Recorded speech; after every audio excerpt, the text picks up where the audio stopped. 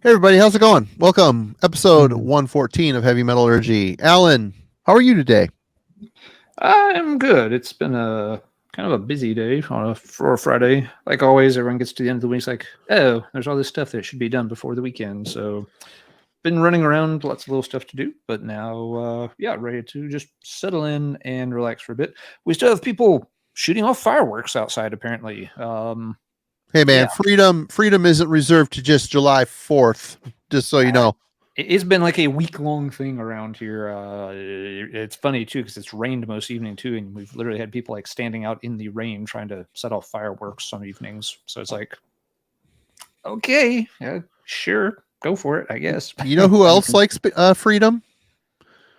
Pets and newborn babies, and parents who just got their newborn baby to sleep at 10 o'clock at night after not having much sleep, and all of a sudden freedom starts ringing off next door. It's always, God, that's so patriotic. I love it. It's great. Yep. Yeah. You'd think folks would have kind of burned through their stash by now, but apparently there's still a few to go. Well, there's after 4th of July sales, Alan. Don't you realize you get the best deals on the Roman candles and stuff. 2 days after that stuff go on sale around here, though. Everyone just packs it back because it's legal to sell them in South Carolina, and here too. Everyone just packs them away and saves them for the next holiday. Yep, Christmas. What I don't know when the next one would be that we'd use them around. People use them on Cinco de Mayo, a lot around here too. I don't know. Anyway, we're already way off in the weeds. Right. Anyway, yeah, a couple things to ramble about real quick. First of all, I got a pallet of records today. These arrived for anybody that may have pre-ordered them. I've got some catching up to do. I'm almost done with the Falls of Roros, Panopticon, Scars, the Basics, and Richard Inman records. So hopefully by Monday, all those packages will be out. But Glorious Dead records arrived. I'm going to show it off real quick here. Comes with a CD. Records turned out pretty sweet. Oh, cool. And also came in today is the new Eve record. Also comes with a CD. If I can get the thing out of here without setting it on fire, I have candles burning. CD insert, and also has a purple smoke colored vinyl. Turned out really good. Sounds really good. Pretty excited that these are here. Yeah, so be looking for those soon. Also, of course, we got to talk about these real quick. The Mark Riddick Pestilence Streams Eternal design. Check it out. And if you partook in the sale that Bindrune had last week, thank you so much. Once I get these pre-orders all out, I'll start packaging all that stuff too. So thank you, everybody. Thank you for your patience. It helps out a bunch, and we appreciate you. And before I turn it over to Alan for him to give any sort of updates, a couple things. Metal Mickey tomorrow. At 9. I don't know I don't think it's 9 Eastern because they're all in Europe. It's they're doing German top 10, their favorite German top 10 metal albums. It's with Darcy, Jurgen, and Thomas from Merciful Metal, all along with Metal Mickey going over that. I'll be joining Metal Mickey on August 5th for his episode, his show called Comfort Zones. And Sunday night, or Sunday, 12:30 p.m. Eastern on Gas Masks and Hand Grenades, they are doing top 10 death metal essentials. There's a bunch of folks from UK and Europe, along with USA YouTubers, all talking about their favorite death metal stuff. And that's on Sunday at 12:30. So definitely go check out Jeff over there and watch all that stuff. Before we bring on our guest, Alan, did you have anything you wanted to shout out or talk about? A quick shout out. Someone in the chat, Mike Ducey, which is a name that rings a bell, was asking if he's the only one in the chat. Mike, you might be the only one it looks like maybe you're in the Twitch chat. Most folks are in the YouTube chat. You've got a little purple icon up on your avatar as opposed to the YouTube icon. So if you're feeling lonely, that may be why not a lot of folks watch on Twitch, but a lot of folks watch on YouTube. So it's Lord Ducey from Lapland. Cheers, man. How you doing, man? That's where it's from. Okay. Yeah, I knew the name was familiar. Yep. So, yeah, Mike, good to see you. And if you want to interact with other folks, I can see your comments on screen. Other folks may be able to, but I think it's just that you're over on Twitch, whereas the rest of the general population's over here on YouTube. So, but yeah, cheers. Thanks for checking it out, and hope you're doing well. It's been a long time. And if you want to see the general chat population, you may have to go over to the YouTube, which is Heavy Metal. Just look up Heavy Metallurgy. It should be there. Yeah, we post it through Facebook and through Twitch, but not a lot of folks usually check it out through there. So there may not be a lot of folks to interact with on those platforms right now. Okay, well, cool. Mike, it's good to see you. It's good to see everybody in the chat. Devin, I see Aaron. Hey, Frank, what's going on? Psychic Vacuum, mate. Well, we've kept this gentleman waiting long enough. You haven't seen him in a couple of weeks because he's been busy. His name is Kellen, Killing for Company. What's up? Welcome back. Yes, I made it here. I made it. It's yeah. Yo, I don't have to listen to an old thrash record? Okay, I'll be there. No problem.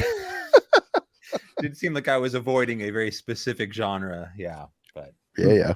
There's been a lot of it covered lately on Wednesday night. So, yep. But folks been having fun going through a lot of different kind of classic thrash titles over there.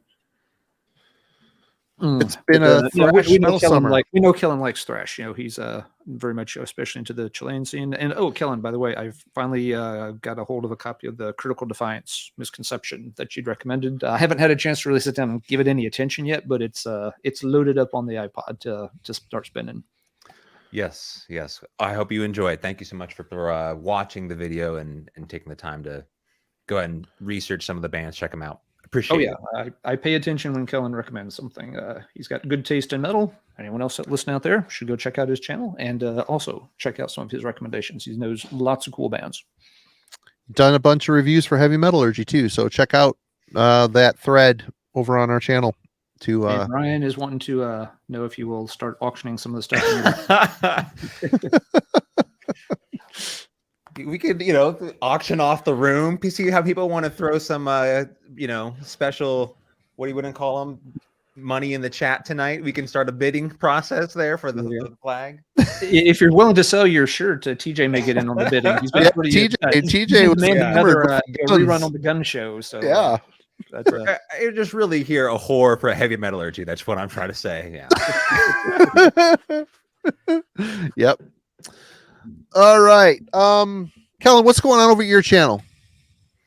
So right now, I probably don't have anything pressing. Hopefully in the next couple of weeks, I'll get a chance to rope Marty in for a Sacred Outcry review, which is hands down my favorite record to come out this year. Two so far. I'll get into it later on for this chat. But outside of that, I really don't have anything planned. I did, however, think about reaching out. So when I met Marty and Ben over in Louisville, I guess about a month ago, a little over a month ago now. Yep. I got a shout out. So Brain Smasher was there and he hooked me up with like a bunch of different CDs. So I thought about sitting down and talking about the CDs that he sent me, just kind of doing like a VCLT / from Brain Smasher's trunk sort of unloading thing. But outside of that, you can always catch me here on this channel. So I will return, all fingers crossed, this upcoming Wednesday for the album review series and for the album club, I should say. And then in terms of an album review, the up next release I'll be covering is the newest one from Thanafaxith. So, nice. Okay, catch me coming that your way. Cool. Okay, I gotta say, guys, I've been having a little bit of fun this week. I realized that I have a personal Instagram page that I never use. I used to use it to promote Heavy Metallurgy stuff, but we, then shifted over to our own Heavy Metallurgy Instagram page. Please go check it out, folks. So I started like sitting down at night trying to make some time to listen to music. I've been, at the end of the day, typically crumpling in front of the TV, but I'm trying to actually sit and listen to music. And as I do it, I've been like posting it on Instagram with a little mini review, and it's been a lot of fun. So if you're like been seeing those, there's going to be a few of those in here tonight. So there's going to be some repeats from my end, but I got to say, Instagram, it's actually kind of fun. It's been fun. Good deal, So, good deal. Alan, ride the wave, my friend. Yeah, Here, I got to yell at a dog. I'm sort of anti-social media. You do have an Instagram account, is that correct? Me? Yeah. Do you have one? No. Okay, there's someone at least posing as Let's Talk Metal, I think, on Instagram. So I don't, and I thought it was you. You just didn't post anything, but Nope. you can now confirm. At least I did not throw my voice out to some random person out there. Then. No, you pretty much did, because nope. I'm not on Facebook. I'm not on Instagram. I think I've had a MySpace account for like 3 weeks in 2006. Noah's been pretending to be Alan. Yep. Oh, speaking of Noah, he does a label up here. Since we're shouting people out, Northern Spire Recordings Productions. I can't remember the recordings or productions. Anyway, they just released the new Auralisk, or the debut Auralisk album this last Friday. Really good black metal. It's actually Noah's project. Very, very, very good stuff. One man black metal stuff. Really good, cool, dark, underground black metal. Good label. Check out Northern Spire on Facebook, please. Good stuff. Anyway, let's get into showing some stuff. It's I got some cool stuff to show. I'm sure you all do as well. Kellen, why don't you start off? Okay, so this was a recommendation from a previous video conversation I had with the S. Craig Zoller. So we were talking about Scorpions, and I mentioned that I had a couple of their records, so Blackout and Animal Magnetism, and he's like, no, those are not the ones you want. So let me help you out. So he sent this my way. So this is Taken by Force. Mm-hmm. There's some of those songs on this record are amazing, and I absolutely love it.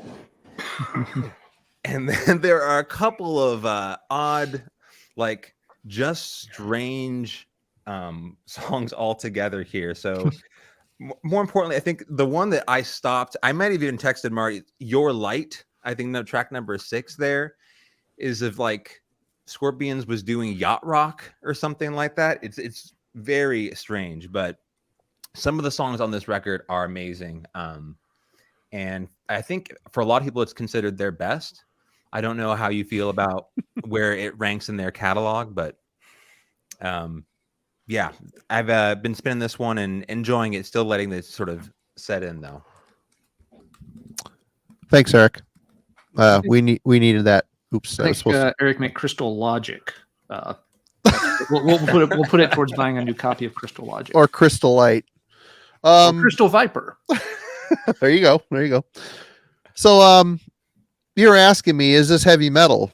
That was that's a conversation. And I think I said if Sales of Charon isn't a metal song, then what is? I mean, that song is so good and weird and awesome. Proto metal, I guess you could call it proto metal. I mean, some of it's just absolutely classic, and I love it. But other times, it's just, and I don't know like enough about Scorpions, their entirety of their catalog, especially here. This record comes out in '77, right? Yeah. So, how well established they were as a strictly metal band by '77, but there's some odd moments on this record for sure. Oh, good pick though. Good start. And I was just telling you also, I really enjoy In Trance. I think that's probably my favorite one of their albums. Okay, Alan is next. Sorry, I'm talking in the chat as well. It's multitasking isn't doing that great for me. No, it's all good. It is a good start. And some folks have asked if we will maybe do a Scorpions deep dive with Craig sometime. And yes, we probably will. We'll probably have to split it into 2 parts since it is very, very long. Yeah. We'll probably do like a 70s Scorpion and an 80s Scorpion.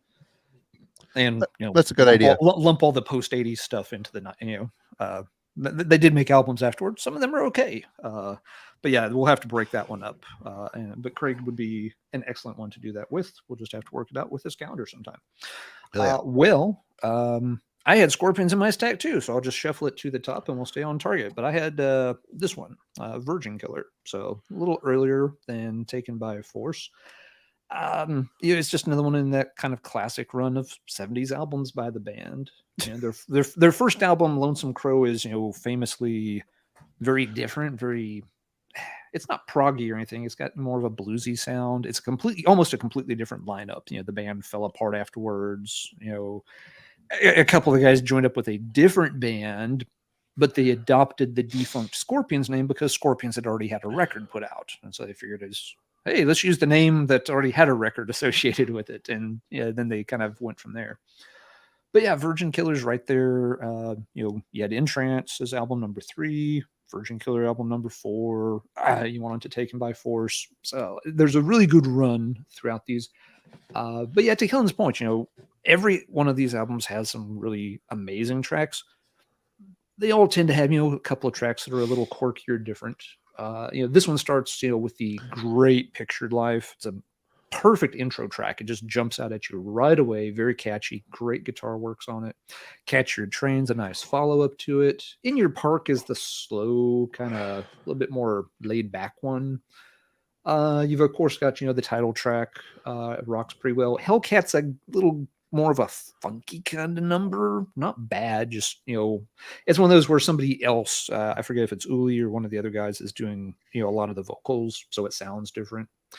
But you also towards the end have Polar Nights, which is a really cool song. It's actually a really cool guitars throughout it. Again, has a little bit funkiness to it, but in a really cool rock manner. So yeah, this one, it's not my favorite of the 70s era. It's not my least favorite either. It kind of sits there in the middle. But yeah, I came across a CD copy really cheap not too long ago. So been revisiting this one.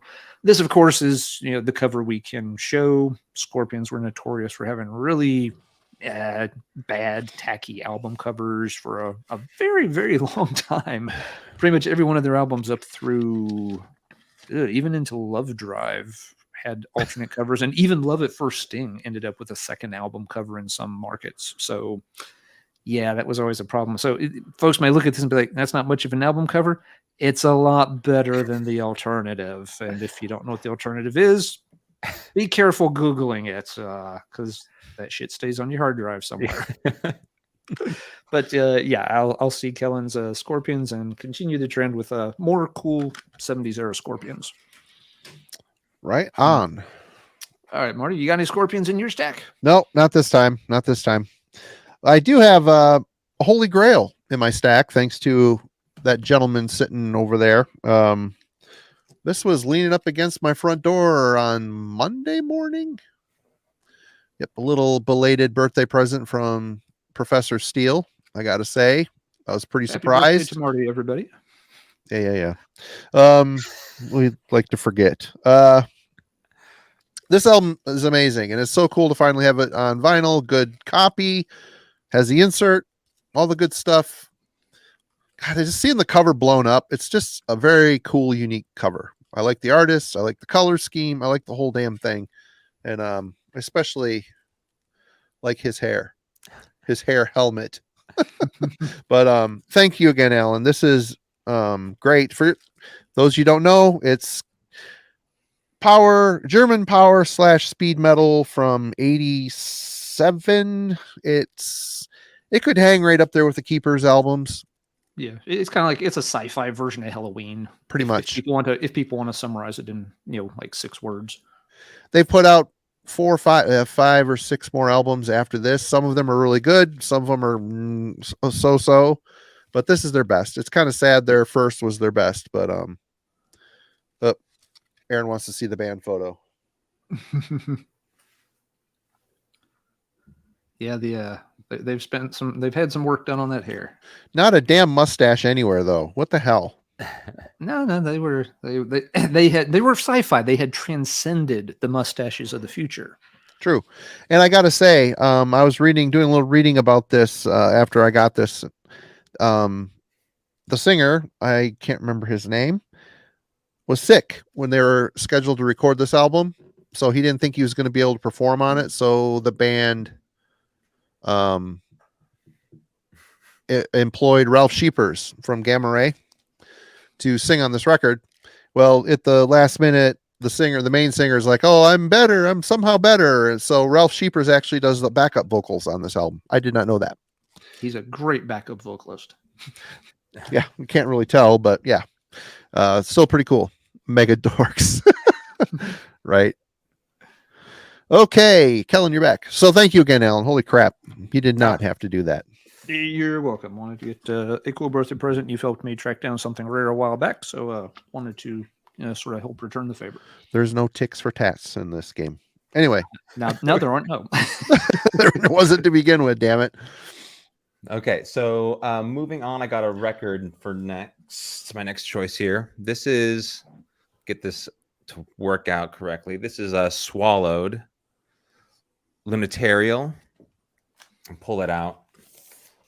It'll just always go in a massive pile on the floor that I'll keep secure by the end of the night. So I know. Yeah, I got a bunch of resleeving already to do. So this record, Swallowed comes around 2010, I believe. Sort of a death doom band initially from Finland that was, I think initially, this is at a time when Hooded Menace and Crips, for example, are kind of coming up. And their early sort of demos and EPs were in that vein, kind of a Ripakulu, abhorrent style Finnish death metal.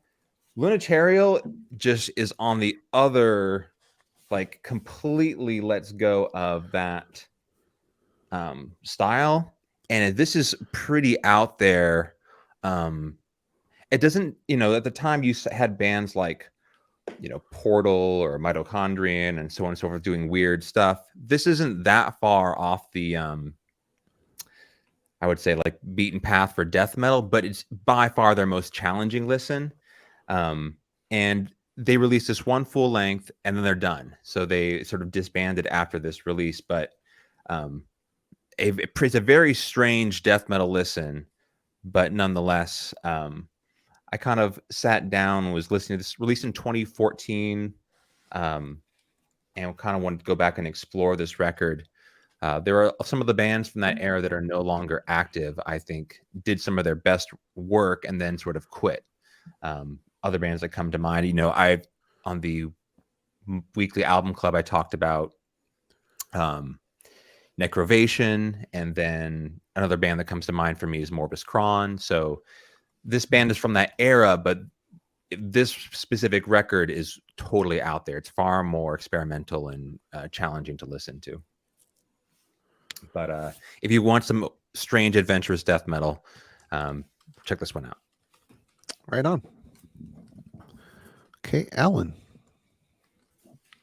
Just 1 second. Type in a little scanner trivia into the chat for folks. Something I learned recently about the device that the guy is holding in the illustration. All right. Up next, a pre-order that took about 5 or so months to finally make it to my doorstep, but it did a week or so ago, so figured I would show that one. It's Feytooth's Remnants of the Vessel. This one, got a fair amount of chatter kind of at, late 2022 and into early 2023. It's a doom band from the Los Angeles area. Doom's kind of the main components. There's, sludginess and stuff worked into it well. Works really, really well.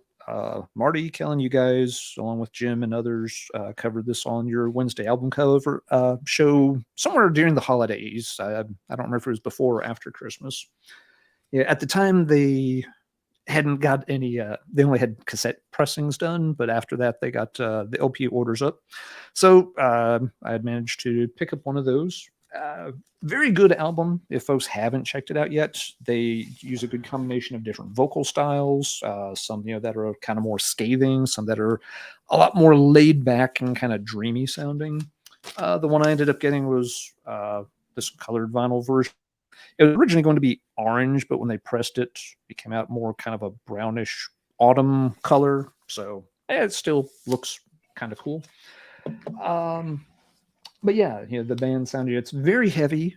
Has an excellent guitar tone. I think Ben was one of the first people to kind of pick up on this band in the sort of VC community.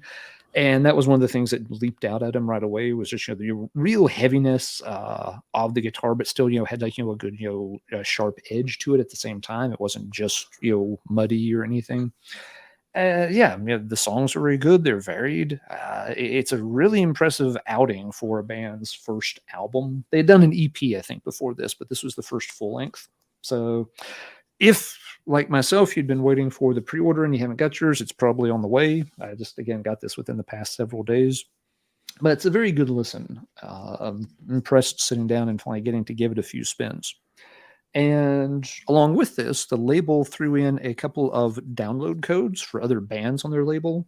I don't think I want to use these, so I want to put one up on screen now, and I'll put one or two up later tonight too. If you want to check out some other bands, I guess be the first person to copy this down and go punch it into Bandcamp. So here's one for a band, Subterranean Environments. We'll get this up there. If you're interested in checking out some music from Dune Altar, that's the label. Here you go. Here's a free code. Go ahead, check it out, enjoy it. As far as I know, these probably aren't going to be like, heavy metal bands or maybe heavy-ish sounding. Yeah, I wouldn't expect, any kind of, Black and Death Doom Assault or anything. That's not really what the label seems to work in. But free download code for anybody that's interested in checking out some new music this weekend. So, Marty, Kellen, have you all revisited Feytooth since the holidays, or has it been one that's kind of gotten put on the back burner?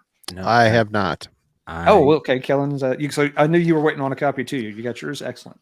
I got mine. Yeah, no, it's been fun because I had not really touched it. Usually, when I do it's rare if we do a Wednesday album club. Listen to it so exhaustively. I'll usually spend some time before I go back to it, but. Exactly.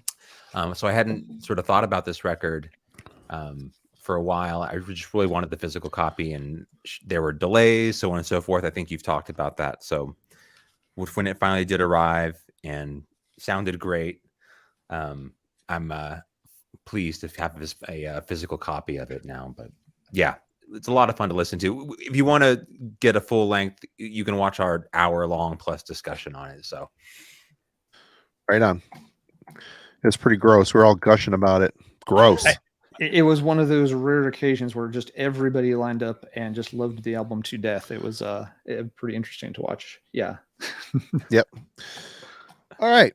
Funny, Eric in the chat mentioned this band because I recently got the CD Above the Ashes by Ulysses Siren. Nice.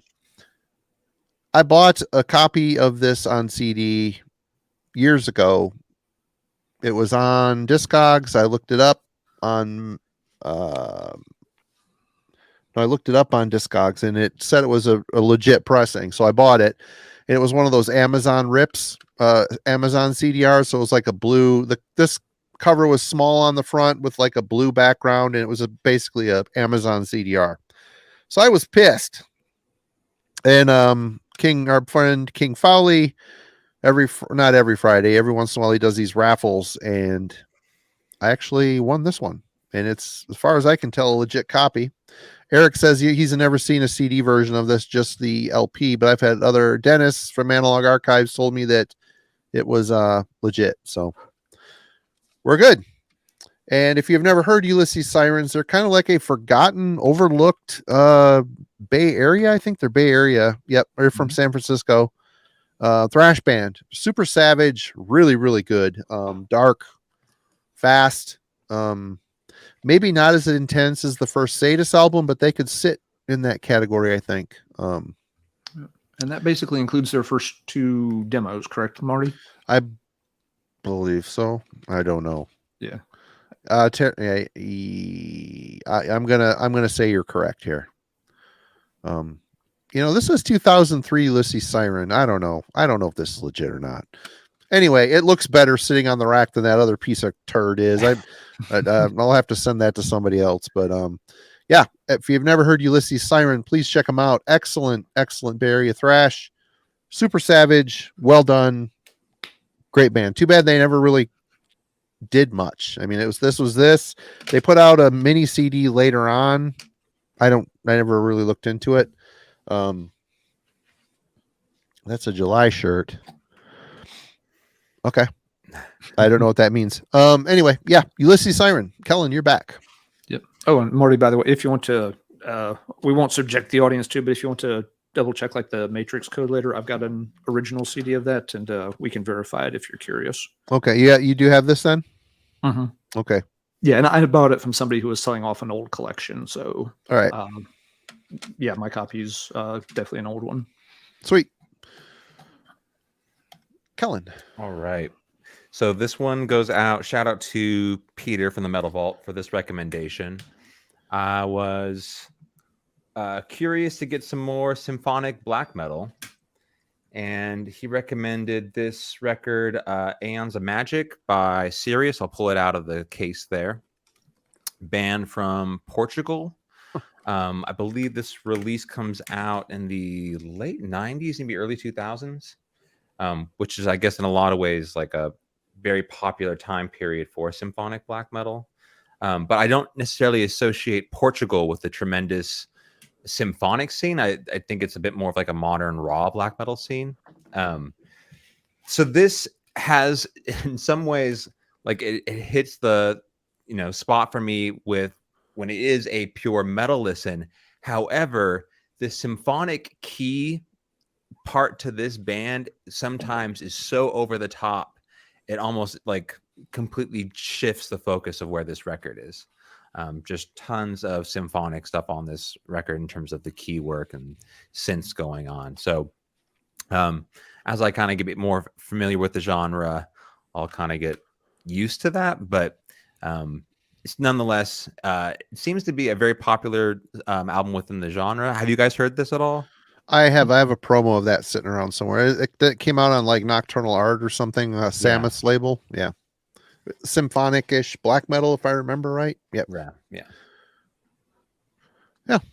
It's been a long time. I mean, that's a blast from the 90s there.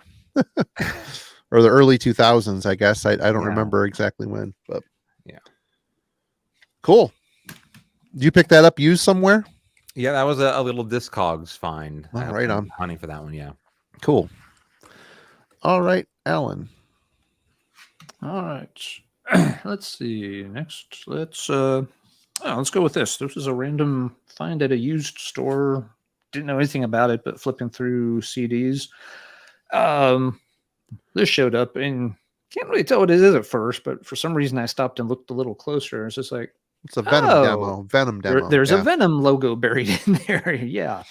So yeah, what's this thing called again? It is entitled Sons of Satan. And yeah, it's basically very early Venom demos. A lot of it from when they were still a 4-piece with a different vocalist who used the stage name of Jesus Christ. So there, that was a thing. So yeah, these are some of the very early songs they were working on. They were actually recording, amusingly enough, in a church. But there's a lot of backstory from a couple of the different members, and a lot of photos from some very early shoots where again they were still operating mostly as a 4-man unit. There's one in particular. So yeah, just kind of an interesting historical artifact. I'm not going to claim, it's not something I want to sit and play forever and ever. Not going to claim these are the superior versions or anything.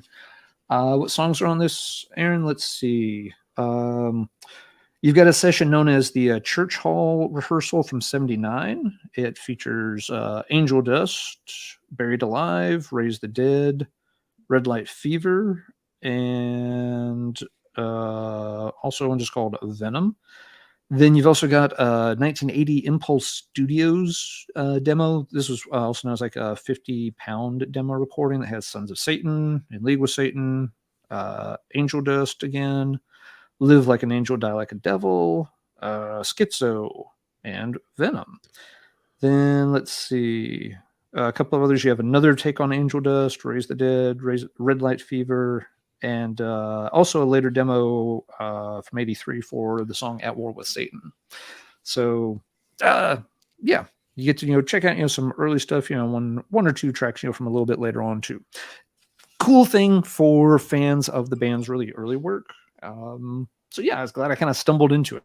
I didn't How was know about it. hearing that material with a different singer? It's okay. The songs, some of them are coming together pretty well. Some of them are still kind of rough. It is obviously different because we're also used to hearing the classic versions of it.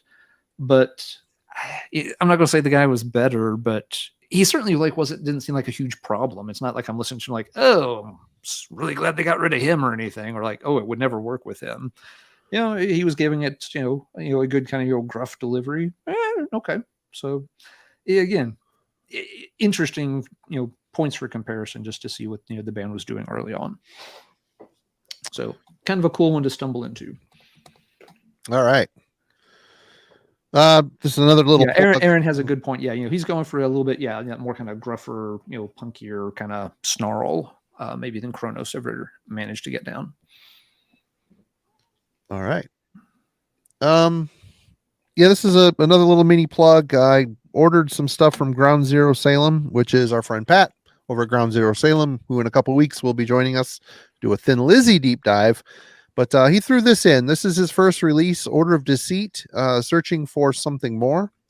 Been spinning this off and on in the shop. And it's essentially from 1998 Metalized hardcore from Syracuse, New York. Pat used to live there. I think these are some buds of his. He just liked the stuff. So this was his first release. He's kind of putting out tapes for the moment. I don't know if he's going to progress into CDs and vinyl or whatnot, but go to Ground Zero Salem, check it out. It's a pro tape. And it's solid metalized hardcore. It's not, I mean, there's some breakdowns and stuff, but it's pretty aggressive and heavy. I like I said, I've listened to it about 3 or 4 times. I enjoy it. I think it's a really good tape. If you're into that kind of thing, go check out Ground Zero Salem. There's a bunch of, he's got a really cool little distro growing too, and his prices are also quite good. It goes from everywhere from death metal to crossover and punk and hardcore and stuff. So definitely a diverse distro, some good stuff. Pat's a good dude. Go support him. Check out his release. Very cool. Yeah, I've ordered stuff from him, and it goes without saying, but he ships everything right away. Yep. Well packaged, all that kind of good stuff. Decent prices. Oh yeah, prices are great. Good dude. Very good dude. Yep. All right, Kellen. Okay, so I will see your Ulysses Siren, and this was a incredible find for me that I picked up, I guess, towards the end of last year. But with all the Wednesday thrash focus that has been going on, this would have been, had I been thrust into the midst of it, this would have been my choice to dive in. So this is Holy Terror and Submission.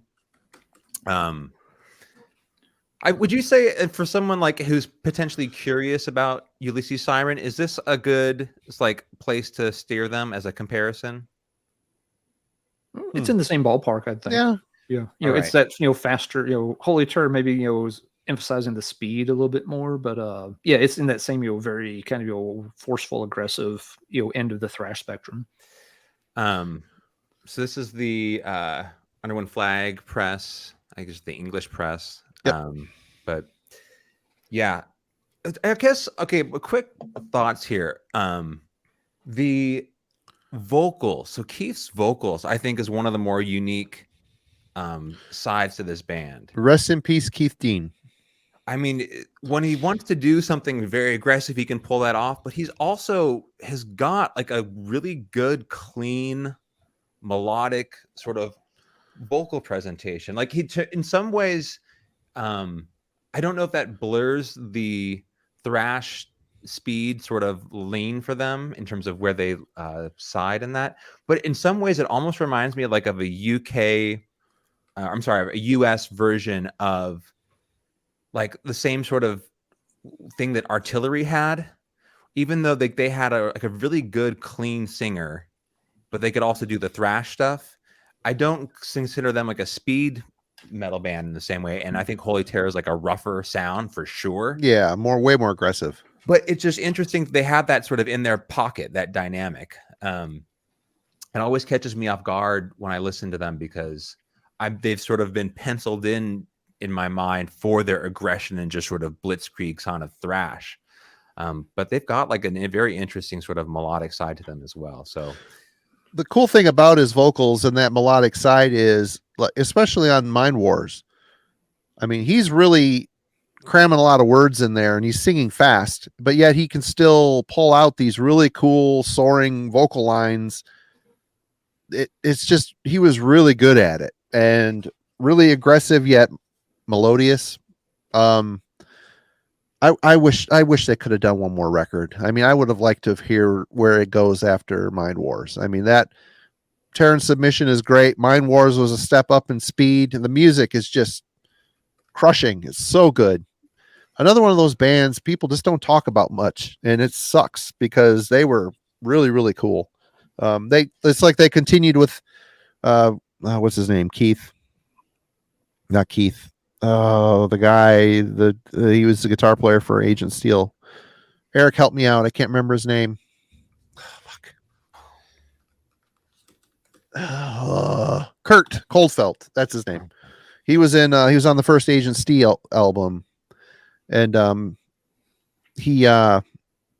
it's like he continued that aggressive speed metal attack, but made it more coked out and faster. And it's just so good. Do you have Mind Wars? I don't. I mean, I don't have it's this is a band that when I found, it was sort of like a less talked about Bay Area thrash band. And I probably want to spend more time. Those guys are from Seattle. Oh, Holy Terror's from Seattle? I'm sorry. Yeah. I thought they were from the Bay scene. Nope.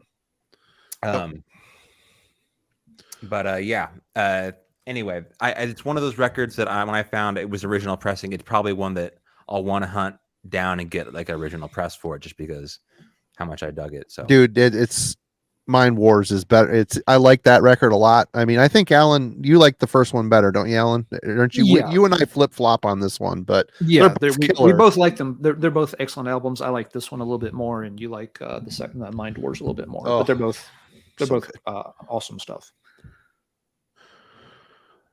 Oh, yep. Here's Dennis correcting as well. Okay.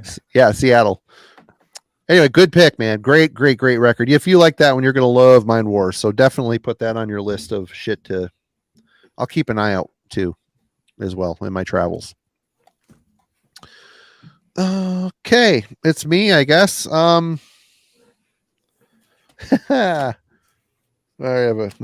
mix this up a little bit here, but yeah, I've had this for a while. It's been in the car, and I had to really spin it a few times to finally end up loving it, actually. This is the Pink Cream 69 Games People Play. This is the last album with Andy Darris singing on it from Helloween. After this, they fired him, I think. They got rid of him, and he went on to be in Helloween.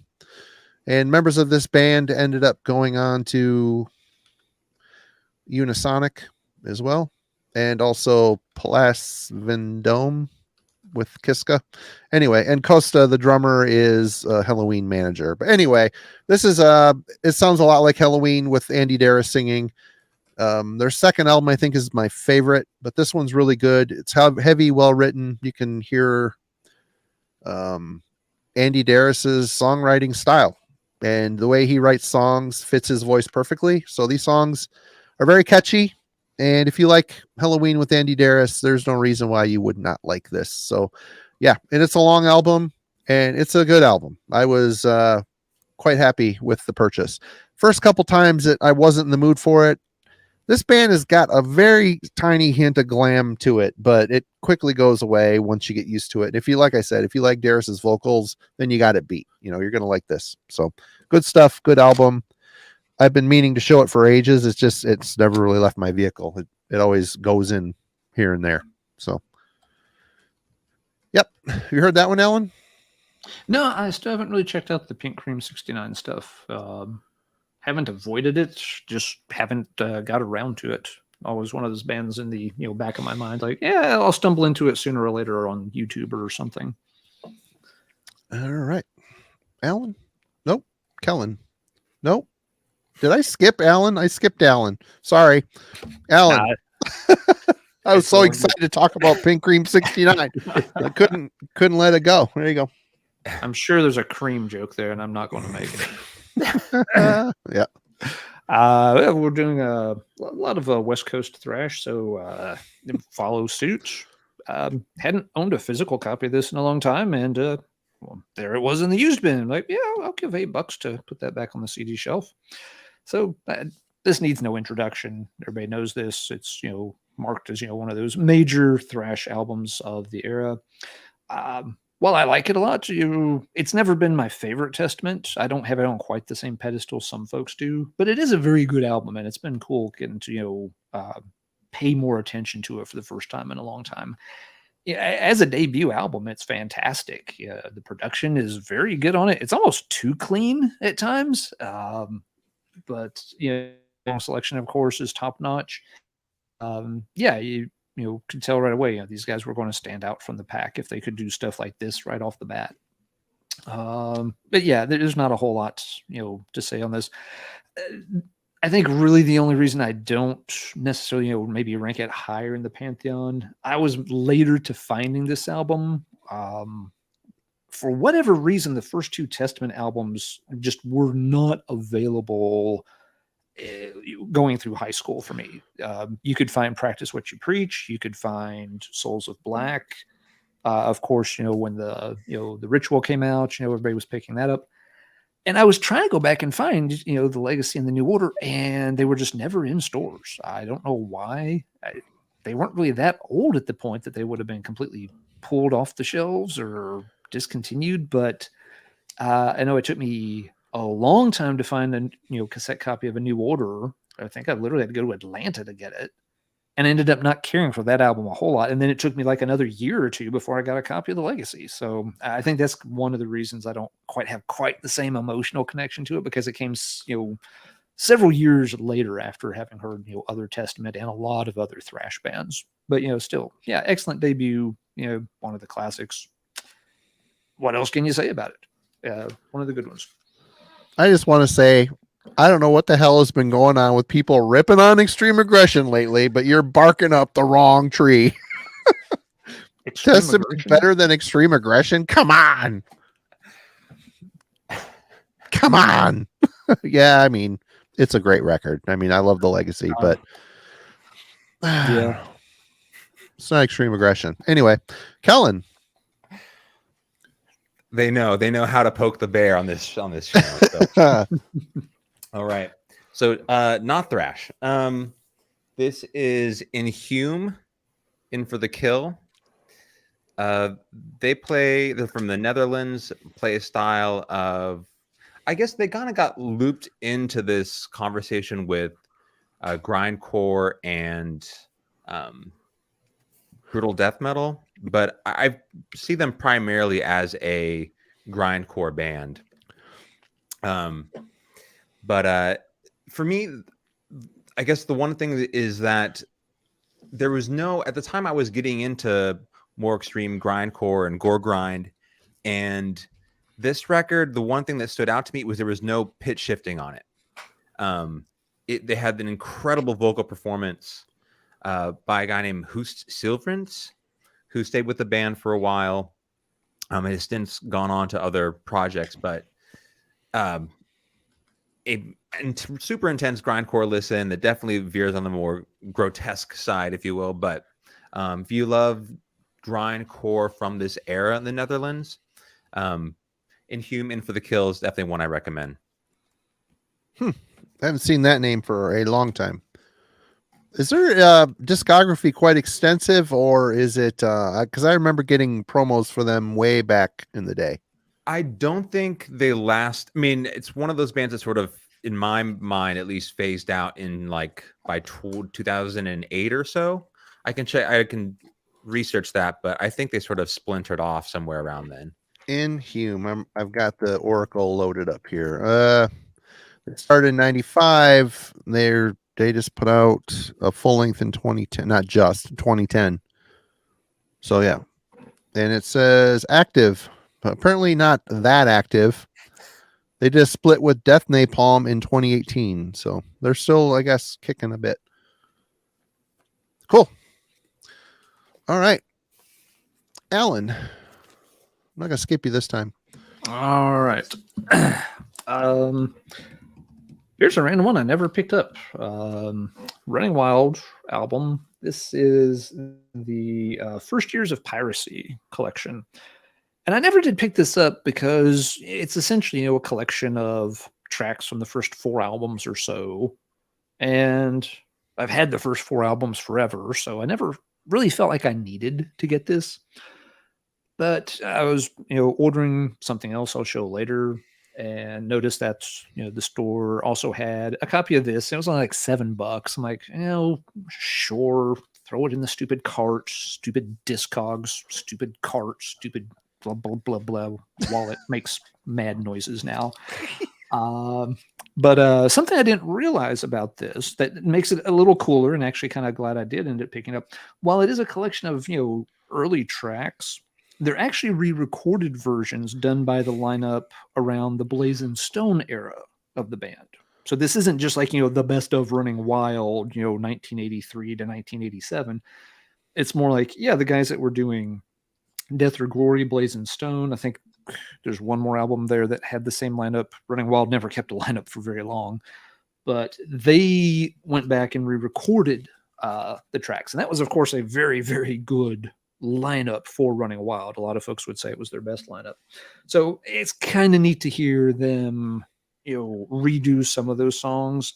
It's not going to be a huge thing for everyone, but as one of my favorite bands, it's an interesting, again, like the Venom disc I showed earlier.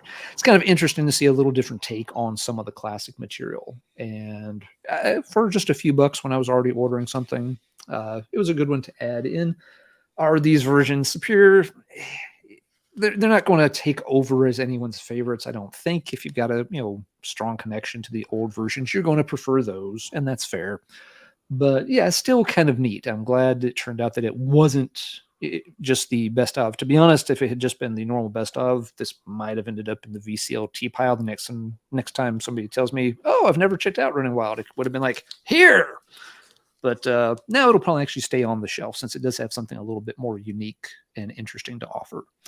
So yeah, if you haven't checked out Running Wild, this might look like a good place to start, but now I can advise you it's going to be a little different. I'd actually just say, pick one of the other albums and jump right in and see what they're like. But this is a nice collection if you just want to hear those earlier tracks redone after the band had matured a little bit and gotten a stronger kind of core lineup going on. Right on. I'm sorry to blow you up on that. I'm curious. That would be fun to have in the car. That'd be a good, and even if it is like a best of Running, I mean, that's a good road trip album. I mean, what's wrong with that? Yeah, exactly. Yeah, it's I've had it on just in the background, cleaning out the attic, some in the past week or two, and it's easy, it's fun. You can pick up on what's happening real quick. You don't have to sit there and stare at the speakers for a solid hour to try to glean some kind of meaning or interpretation from it. That can be fun to do at times. Not when you're trying to go through a giant box of old baby clothes or anything. That's not the time for that. No. All right. I did show this on Wednesday night, but I have been listening to this record, and I do honestly like it. I got shit for it when I showed it then. I'll probably get shit now. I don't care. Elven King, Reader of the Runes, Rapture. This is an Italian power metal band. This album's really good. It's really good. The vocals are solid. The riffing is really good. There's even some moments of a blast beat here and there, some deathlier vocal accents on occasion. Heard it on the song The Hanging Tree on Spotify algorithm power metal shuffle type of thing, and even my kids like, Dad, this song's awesome. I'm like, yeah, this is pretty awesome. So I end up buying this and the album that came before it. I haven't spent as much time with that one as this one, but They're both good. They've got too many records, so this is probably another one of the I'm going to fall down the rabbit hole on, because they have pretty decent ratings on Metal Archives. But these guys are good. There's a little bit of commercialism mixed in here and there, but mostly the riffs are really catchy. It's a fun record. It's good. It's heavy. It's melodic. Good singing. Again, check out The Hanging Tree, the second song on the album. If that doesn't move you, then you just don't bother. But that song rips, and this is a good record. Definitely would recommend. Just did. I've done it twice this week now, so check it out. Check out Elven King. Kellen. I should have picked that for next Wednesday, and of course TJ would have bitched either way. He's bitching about the thing I picked, and he'll be bitched about this one too. So whatever. Sure, and then he'll end up loving it. I picked Vampiric Blood. I can tell you, Vampiric Blood. I picked Nosferatu Darkness, The Loveless Nights in Tavastia. Yep. Underground black metal from Finland. Hopefully they're not sketch. It's hard to say with Finland. Anyway. No black metal from Finland has ever been sketchy. Yeah, what's that? Yeah. He's turned into the glorious swordsman, so he can keep his whining. Oh, it wasn't 2 hours and he was complaining and bitching. Shout out to you, TJ. There you go. Okay. Hey, Kellen, the next time, Kellen just starts, get out of, order, just roll those sleeves up.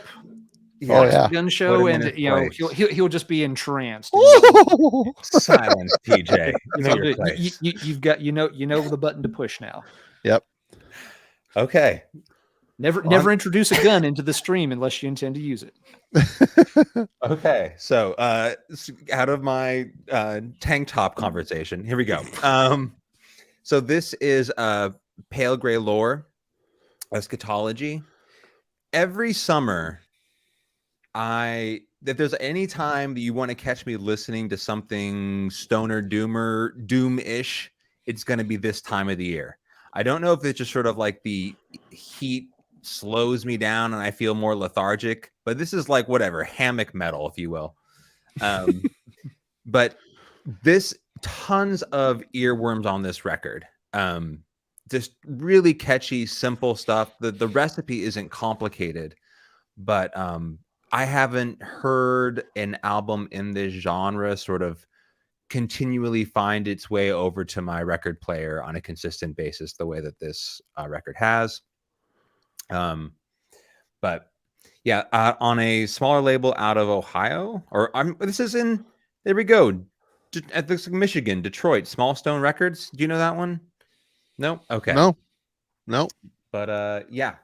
Anyway, if this is like you need something kind of slower, heavy, lazy, chill to kind of break up the.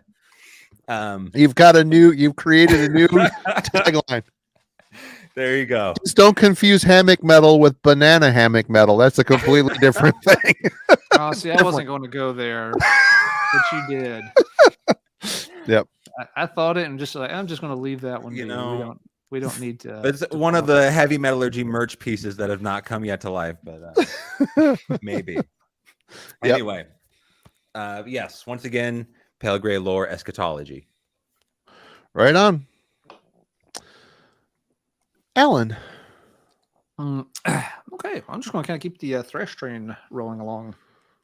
Here's now I'd heard a lot over the years, had never owned a physical copy of, but something stupid Discogs cart. There's room for one more. I finally own a physical copy of Beneath the Remains. Oh, yay me! So good. I just never had picked it up. I'd heard it, of course. It'd been a very long time. I'd kind of forgotten, just how much, what am I looking for here? There's a really strong, Bay Area thrash influence on here. There's, German stuff, in the mix as well. But yeah, just in terms of, the riffs, I'm just like, yeah, I had forgotten, how many, just, kind of, straight, Metallica style riffs, just permeate a lot of the tracks on this. This one's, a remastered edition, which, may be heresy to some folks. It's got a few bonus tracks, but to be honest, they're not very interesting ones. It's like a couple of them are the drum tracks to some songs. So it's like, if you're really, really obsessed with the album, I guess that's cool. Otherwise, they're not the best set of bonus tracks. There's a nice set of liner notes about the album and its recording and stuff too. But yeah, apparently it's been kind of a thrashy weather here about. It must be summertime. It's thrash metal summer. Yeah, I don't think this one qualifies as hammock metal though. This might be the subgenre where the hammock's like spinning around really fast and you get tied up and your foot stuck in it and you can't get up in time to go to the bathroom and your dog's peeing on you or something. We'll need a catchier name for that particular subgenre. Yeah. It's not banana hammock metal either. We'll just want to cut that off right away. But I'm still laughing about you when you're in the chat that one night you said progressive thrash. Is that where the musicians eat their pizza with fork and knife? Or something like that? I'm like, holy shit, that's hilarious. We'll do like a definition shirt. Progressive thrash eats your pizza with a fork and a knife. Anyway, that one worked out. That's how you define a subgenre right there. That's how you do it. Yep. But so really cool to, again, stuff like this and the legacy, just revisiting some old classics that hadn't heard for a long time, hadn't owned for a long time, or in this case had never actually owned a full copy of it. Maybe I had this on like a dubbed cassette ages ago. All those are long gone. But Beneath the Remains, again, I'm not saying a lot about these, but they don't need much of an introduction. People know these albums and they're great. This here is just the status of how to remarket an album. There are 4 different masters of Beneath the Remains. And really, the original sounds great. Why? I mean, I know why they screw with it, because they want to resell it to everybody. Oh, this one sounds different, so it's louder now. Okay, cool. Yeah. I mean, it is funny because a lot of people, if they want it, they do want that original sound, though. It's not a matter of... I've owned this forever, but I'd really be curious to see what they could do if they went back in the studio and turned all the dial again. As opposed to a lot of people, it's got to be more like, I had this when I was, a teenager, and now I don't, and I want it back. I want to hear what I heard back in the day. I don't want to hear what somebody, figured out they could do with new technology to add to it 18 years later. Yeah. So yeah, it's always weird. I get it with some albums, where there was maybe a major sound flaw or issue. And I guess I kind of get it in Sepultura's case. They were on a very tight budget and using, substandard equipment and all that. I'm sure to the artist, maybe it makes sense that, hey, now we can make it sound the way we always dreamed it would. But can you put yourself back in that mindset of 1988 or so and really remember what you wanted it if to they sound would, like? they would have put out another killer album after Chaos AD, but they didn't. So, I'm trying to think. Maybe is there one? Chat. And what's good Sepultura after Chaos AD? There might be. I know some people like Derek Green, and I've heard some people say. I think Matt from the Dark Path likes some post. I lost track of the band after Roots. Roots got run in the ground for me, so I lost track of them after that. But hey, chat, if there's good later Sepultura albums, let us know. And in the meantime, we'll let Marty show off something else he's listening to. Well, can I jump in here quick? Oh, please, sure. Please. Okay, so how many different editions of Jag Panzer's Ample Destruction do you have now? Do I have? Yes. I think I'm up to 11. Okay, so are any of those remasters? Now, actually, all of mine are original pressings. Okay, so was that a very deliberate, search for you in terms of you were you curious that you wanted to pick up potentially a different master, someone who has 11 copies? Did you think like, I'm going to pick up number 12? I'm just curious to see what they tweaked. I'm actually looking for number 12 and 13, but they're also original pressing. Okay. So, and there are a million reissues of that album. I don't know how much remastering and stuff has been done on those. I've never had any interest in going and tracking them down myself. Because that would be crazy. Yeah. What kind of sick little monkey do you think I am, mister? Yeah, 13's at plenty. If I can get to 13, I might be okay there. There's a 14th I could add to the stack, but yeah, that one's getting into like sub variants, and I don't know if I want to go that far. It's important to have boundaries. But again, I'm not completely against the remaster kind of stuff. In that case, it's just for me with the Egg Panzer example. I like collecting the old original issues of it, so I've never really looked at the reissues. There's a ton of them. They have like some very cool colored vinyl reissues. You can get reissues with all the different cover variants that came in different territories. So yeah, there's neat ones. There's a neat box set version of it, but no, just never. That's a rabbit hole I have not dug into. Yeah, I was just wondering, like, in terms of having a completist attitude towards a specific record, I was just wondering if you sort of potentially opened the door into, remasters. I myself don't. Yeah, it's a fair question, but no, I myself haven't. The same as with like Witchfinder General. I've got 10 copies of their 2 albums, all of them made in 1983 or 1984. I've never owned I think I owned 1 CD pressing of one of the albums for a while, and I traded or gave it to someone. Yeah, I didn't feel any need to keep it. But that's just me.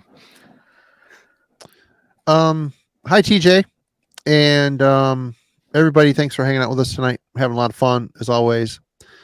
And yeah, thank you. And people are talking about Sepultura, and apparently Max and Igor re-recorded the first 2 releases. Someone mentioned they're going to re-record Beneath the Remains too. I don't know if that's true or not. I've heard people say they suck. I heard people say they're cool. So I don't know. I haven't not listened to them yet. Not on my radar quite yet. Eventually interested to hear what they did with it, but yeah. Someone mentioned Motorhead reissues too. Yeah, no, there's a bunch of those have come out here in the past 6 months or so. I haven't heard any of them yet though, but I've seen them popping up in stores. Okay, up next. This one I've been.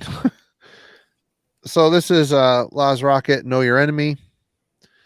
This showed up in the Zoller box. This is a DVD and CD. It must be a reissue of this album. Cool. This is the only Laz Rocket I own, and I have it on tape. I bought it on tape in a pawn shop for $1. Nice. Not too long after it came out. So I've had this release in my life for quite a while, and putting on this CD today, usually, especially with tapes back in the day, even if I didn't like something, I would listen to it and I would get to know the album. Put this on today, and I didn't recognize a single song on here. And as a matter of fact, I kind of realized why I didn't spin this much, because I don't like it. I don't like the guy's voice.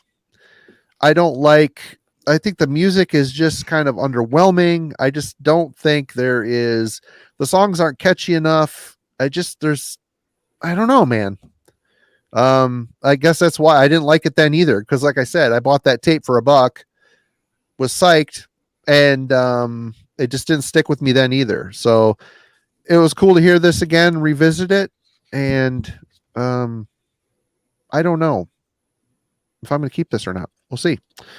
But this was a Bay Area band, I believe, and I can see why they probably struggled throughout the years, because I think they started off just kind of like a straight up metal band, and as they went, they progressed. They got a little thrashier, obviously, being influenced by their surroundings.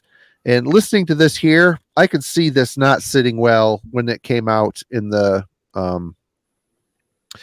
80s, because all the bands coming out around them were way more aggressive and getting more limelight. Yeah, these guys they did Holiday in Cambodia cover, which metal bands doing Dead Kennedys and Sex Pistols stuff. It's such a waste. And then there was a couple songs here and there that made it on MTV, but this is just kind of, it's not thrash. It's just kind of like a heavy metal band with a singer that is decent, but I don't like it. I just don't like it. I don't know. Laz Rocket.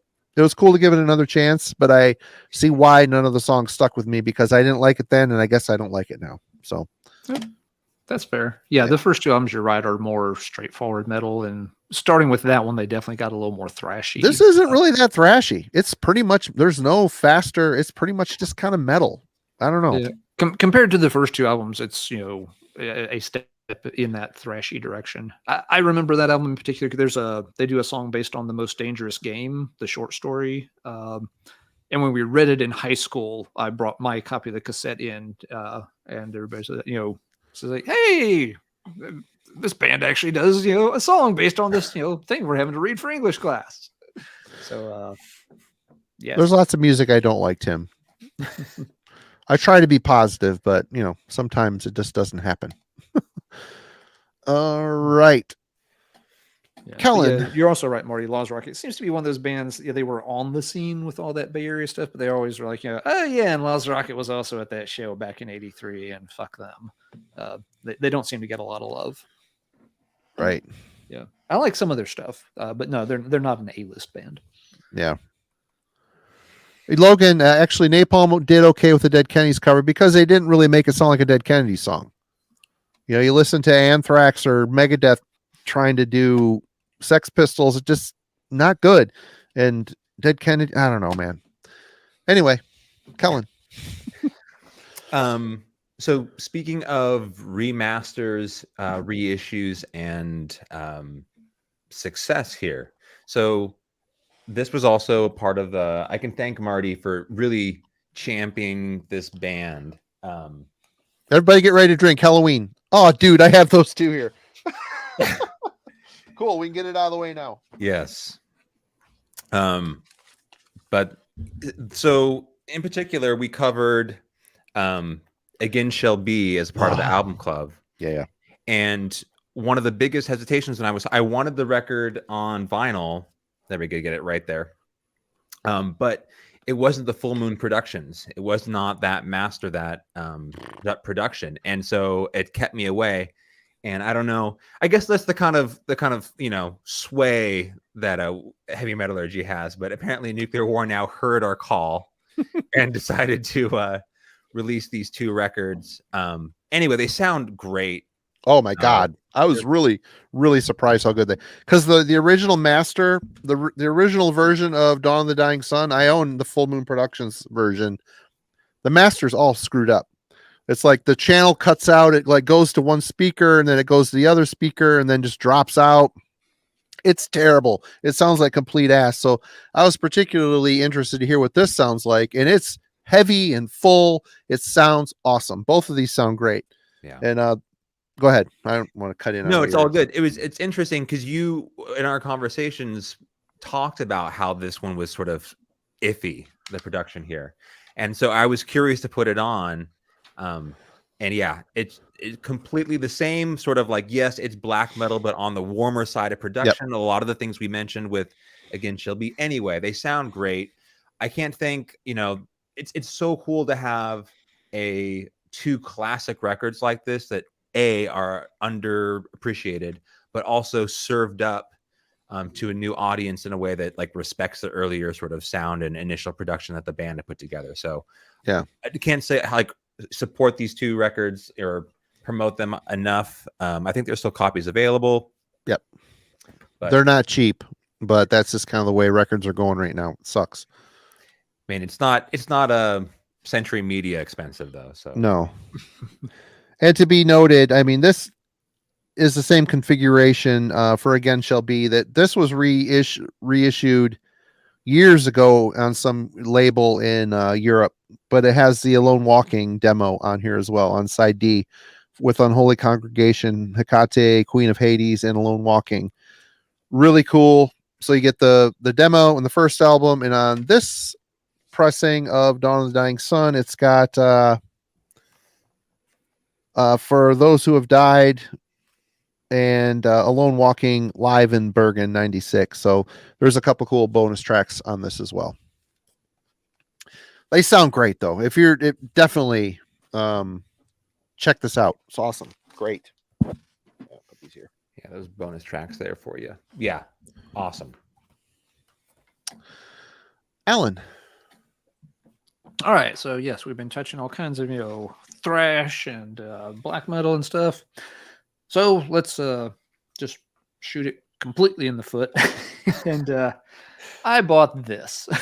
Flash, King of the Underworld. The Flash Gordon movie soundtrack done by Queen. I can just see you driving around. Flash. Yeah. Why did I buy this? That's a good question. It is. Well, first, it was only $5.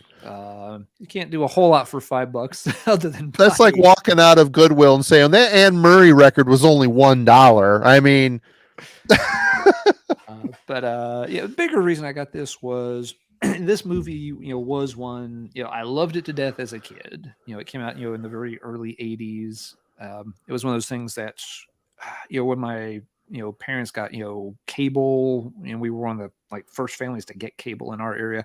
This was something, that, got stuck on HBO and, constant rotation. And yeah, I loved it to death. Looking back on it now, of course, it's, horribly cheesy, bad early 80s sci-fi stuff. But, at the time, yes, they're, flying around in rockets, and you've got, Hawkmen flying around, and, you're 6 years old. You're not really focused on the fact that you can see all the wires holding them up. You're just like, this is so, this was their idea of, action hero. This is what your sci-fi action heroes looked like in 1981 or so. Vin Diesel, he ain't. And Dolph Lundgren, maybe. I don't think Riddick has anything to fear from this guy with the epic football fight encounter scene in Ming's Palace. But it's just one of those things you're flipping through. There wasn't anything else I was picking up that day at the CD stores. It's like, yeah, I don't really remember much about the soundtrack, but I just remember loving the movie. What I found kind of interesting was the soundtrack. It has a ton of samples from the movie worked into it, which isn't something I really remember soundtracks doing a lot of back then. Later on, it became much more common. But a lot of this are just little audio snippets of different characters talking to one another, which is fine. I knew it wasn't going to be like a classic. This isn't Queen 2. This isn't Sheer Heart Attack or something. It's sort of just a goofy project they did tied to this very goofy sci-fi movie that I really loved as a kid. What's Aaron up to here? I don't know. You got you guys, in the cave, sticking their hands, into the holes, hoping not to get stung by the scorpions and stuff. That was tense shit back then, Aaron. Just like, oh my god, is he going to get stung? I don't know. That had you on the edge of your seat back then if you were, 5-6 years old and watching it on HBO. But yeah, I probably won't hang on to this. It'll end up being I don't know if we put it in the VCLT pile. That actually sounds kind of mean. Maybe I just take it back and trade it in for a couple of bucks credit or something. But it was at least a fun listen to go if you like it, you like it. We're just giving you shit, but Oh no, the soundtrack's nothing special at all. The movie is just one of those. It's like Crawl. It's like Willow. There's there was a whole slew of those movies in the early '80s in the wake of Star Wars success, trying to do the same thing. The only other thing I can say with the Flash Gordon, they actually did have a few toys based on this movie. Didn't exactly rival Star Wars in terms of collectability, but I did have an action figure of this schmuck right here. And the outfit, he came with a little white laser pistol, same size as a Star Wars action figure, same joint articulation, which meant barely posable whatsoever. But yeah, this dude spent a lot of time running around the Death Star playset and getting crushed in the trash compactor at the bottom of the playset right alongside R2-D2 and C-3PO. So yes, there's a lot of sentimental notes there, even if the music's not something that you really need to dive into. Jason, he'll pick up the Flesh Gordon soundtrack for the next what's spinning. That'll be on the Patreon only Heavy Metallurgy Goes Blue special edition, where you're at a certain Patreon level to hear us cover other albums that a little too sketchy to cover on the main shows. All right. I got this for $6 in Grand Rapids at Vinyl Solution quite some time ago, and I've finally been spinning it this week, and it's been a lot of fun.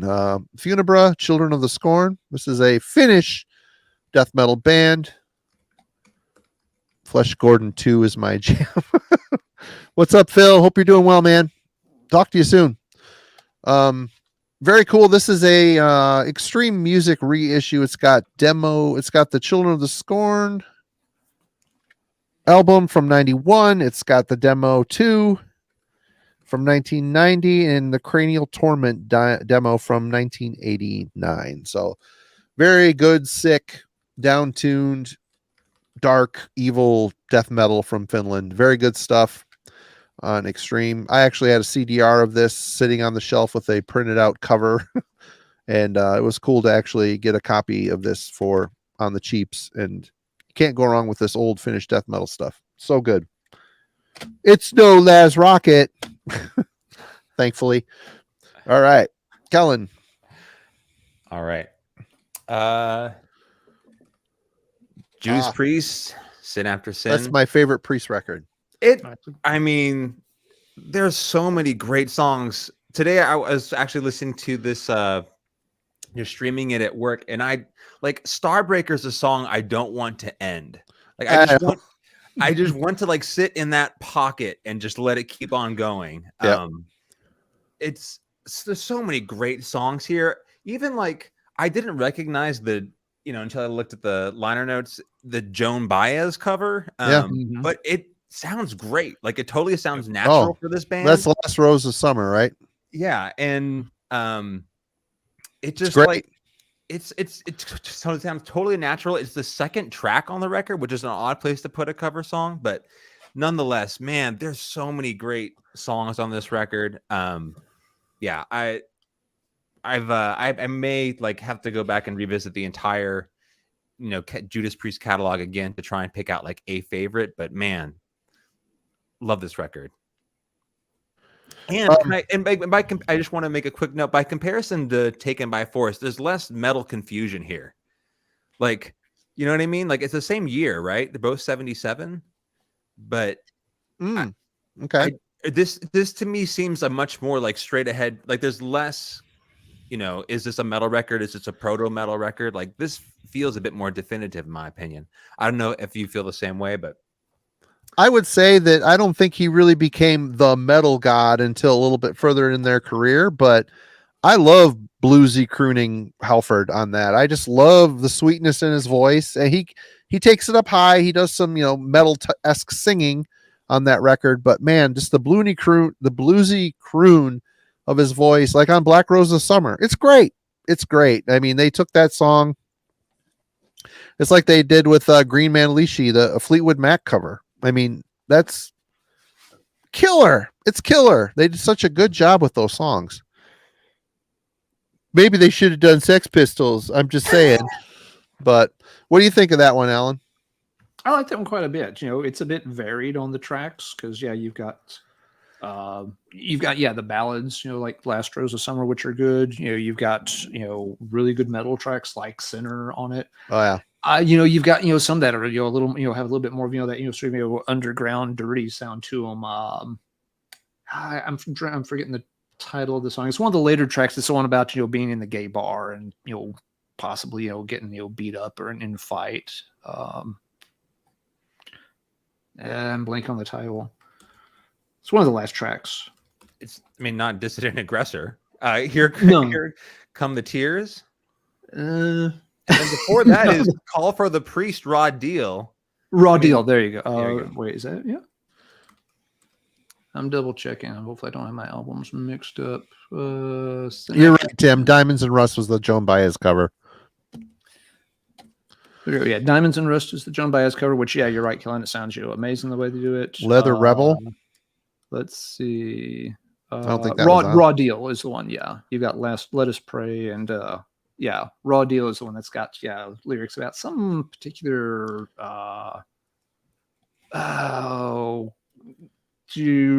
underground gay club kind of story going on to it. Yeah, so they go in a lot of different directions on the album, but it's still coherent. It doesn't feel like it's going.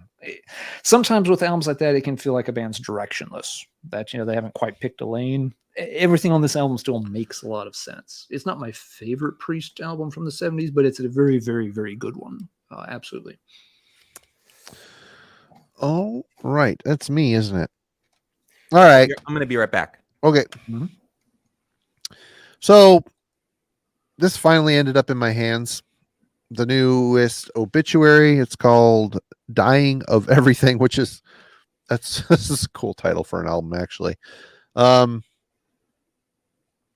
You know what? I like their last album, the self-titled, because Obituary's got a long stretch of albums that I just don't give a shit about. I just don't. I think my favorite is Cause of Death. I like the first one too. I think the mush mouth, scatting for vocalizations instead of lyrics is lazy. People call it innovative and whatever. Yeah, his voice rules, but write some damn lyrics. I guess he still does that on occasion, but I guess if that's your style. But I liked the last album. I thought it was a pretty solid, well-written album. This one too is pretty good and solid. Is it something I'm going to listen to a lot? Probably not. I listened to it about 3 times and I'm good. I know what this album does. It's good. Is it ever going to be, Cause of Death or this? Well, I'm always going to go with Cause of Death. I'll keep this because it's good. It'll just sit on the collection pile and rot probably. But Slowly. yes, it will rot. I do like it. I think it's solid. This is just one of those things that when this came out, everybody in the VC was, showing it. They had it on record. I know TJ's got it on, my buddy TJ in here. I don't know. I'm glad I have it on CD. I don't need the LP of it. And I don't know how much I'm going to revisit it, but it's solid. It's a solid record. Well written. It's heavy as hell. Thumbs up. But again, I don't know that I care. This is one of these Obituary is one of those bands. If they went away, see ya. I mean, that's how I kind of feel about it, but yeah. It's something we've talked about maybe doing an episode on at some point. You have these bands that are pretty consistent album to album to album, and people love them and revere their stuff.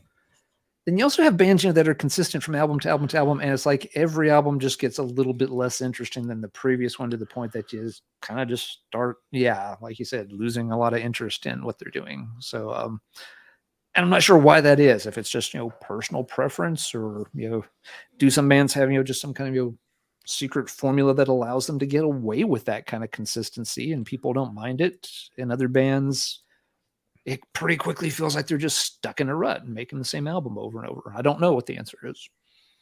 And this comment here, Devin, my point is, Obituary could just play stuff from the first 3 albums, but essentially they've just been rewriting the first 3 albums their entire career. I mean, Cause of Death is great. Then they came out with The Incomplete, which was like them trying to write Cause of Death again. I mean, they definitely have a formula. The formula isn't that interesting. Is a formula that they create interesting enough to carry a legacy career? Apparently, because people flood they go see them live, they crush live. I'm not one of the people that are super psyched about them. I think they're good. Like I said, I like the last album. I own it. I listened to it a lot when I got it, but again, it's on the shelf. It's gone. If I'm going to listen to Obituary, it's Cause of Death. Hands down. That's their best album. Anyway, what were we going to say, Kellen? I was going to say, so just to draw that point out, who are give an example that you would say a band has made the same album for, they're a legacy band. So let's say 2 decades. Lamont Amarth. That are still you go and you're interested to hear. Oh, that I'm interested in. Helloween. You would say that they definitely had. I don't know if Alan would agree with that they've had the same sound, right? It's like what you like about their last effort was how much it reminded you of their early stuff, right?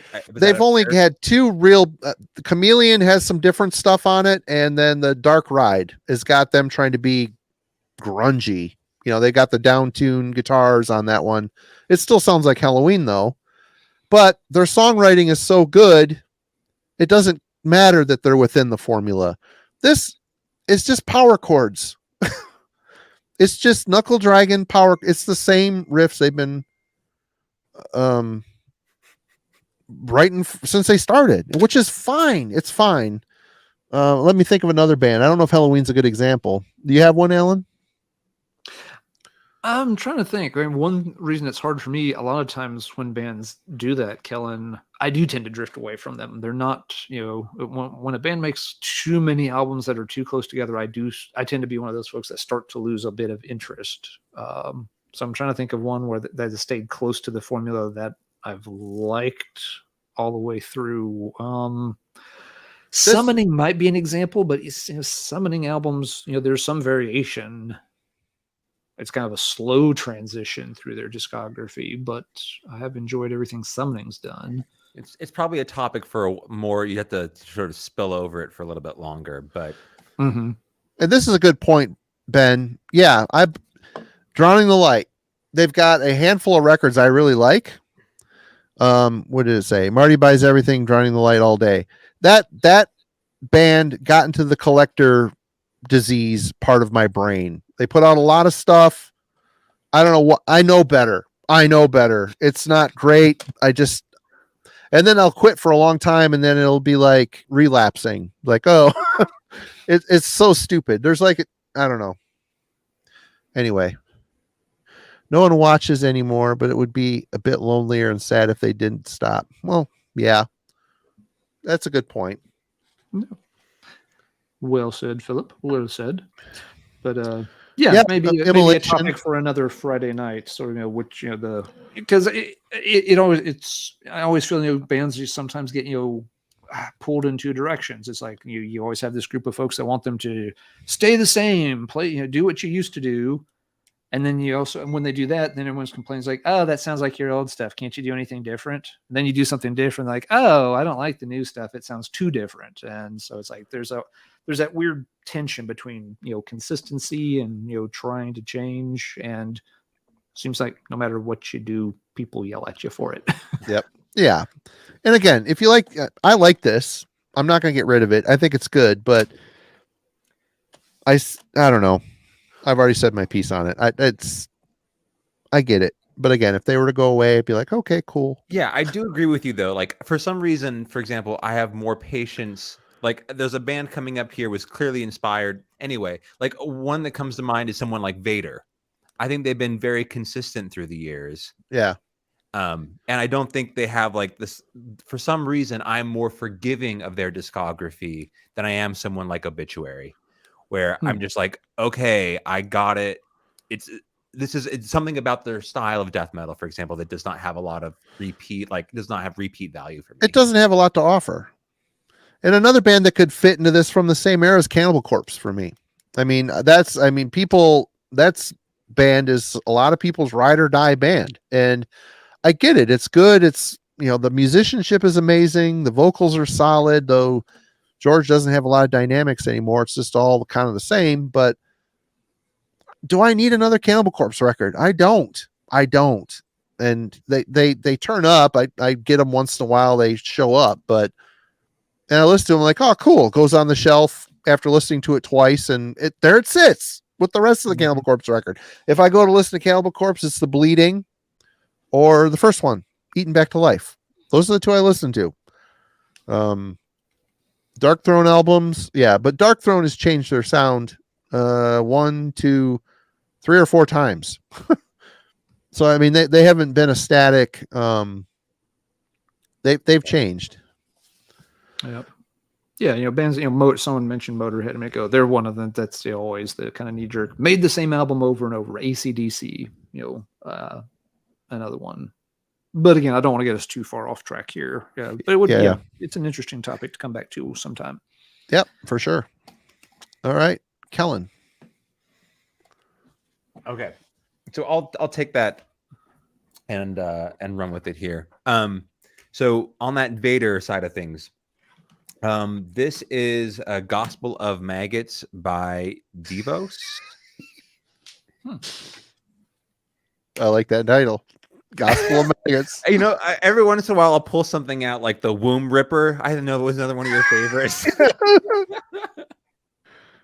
Anyway, but this is so Polish death metal. This band came around in the 2000s. I think this release is in 2010, if I'm not mistaken. You could probably do like an entire stream about the influence that Vader had on the Polish death metal scene. But to me, this is an example of a band that was playing in a technical style from that era. But I always appreciate how concise their songwriting is. Meaning like it is not over the top. There's not these sort of wild, sprawling riffs. Everything feels like it's just death thrash cranked up to 11 sort of deal. But one of my favorite sort of technical death metal records from that era, on a time period when unique leaders still had an incredible amount of relevance for me. So one of my favorite tech death records from the 2000s for sure. Check out Devos. This is their second full length. I think their first one came out in 2006. That one's also good. Sweet. Never heard of them. All right, Ellen. All right. Let's do another promo code. There's another one from Dune Altar. Anybody wants to check this one out? The band is called Venetian Veil. So, okay. Don't know anything about them, but I'm not likely to use this. If anybody wants to check out, again, Dune Altar tends to focus on these bands that, a little psyche, they can be heavy-ish. Again, the Fey Tooth album I referenced earlier, seems to be one that a lot of folks have latched onto. But if anybody wants the download code to go check that out, go right ahead. Hope you enjoy it. And my next one up is a band that probably would fit on Dune Altar's label. Haven't heard anything from this band in a long time, which is a shame. It's Jex Thoth, and this is their second album, which I always forget the name of, Blood Moon Rise. Is that band still a thing? Great question. I don't know.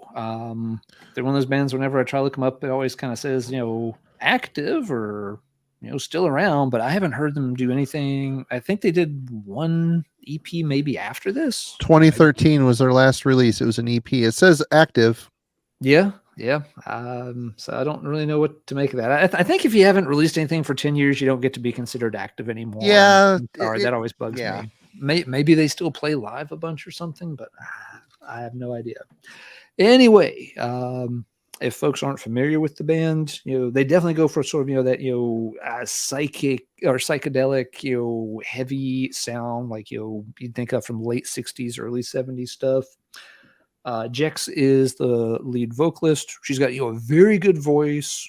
She's in that kind of, Grace Slick camp of, having that, very enchanting, moody kind of vocal delivery that works really well for this type of material.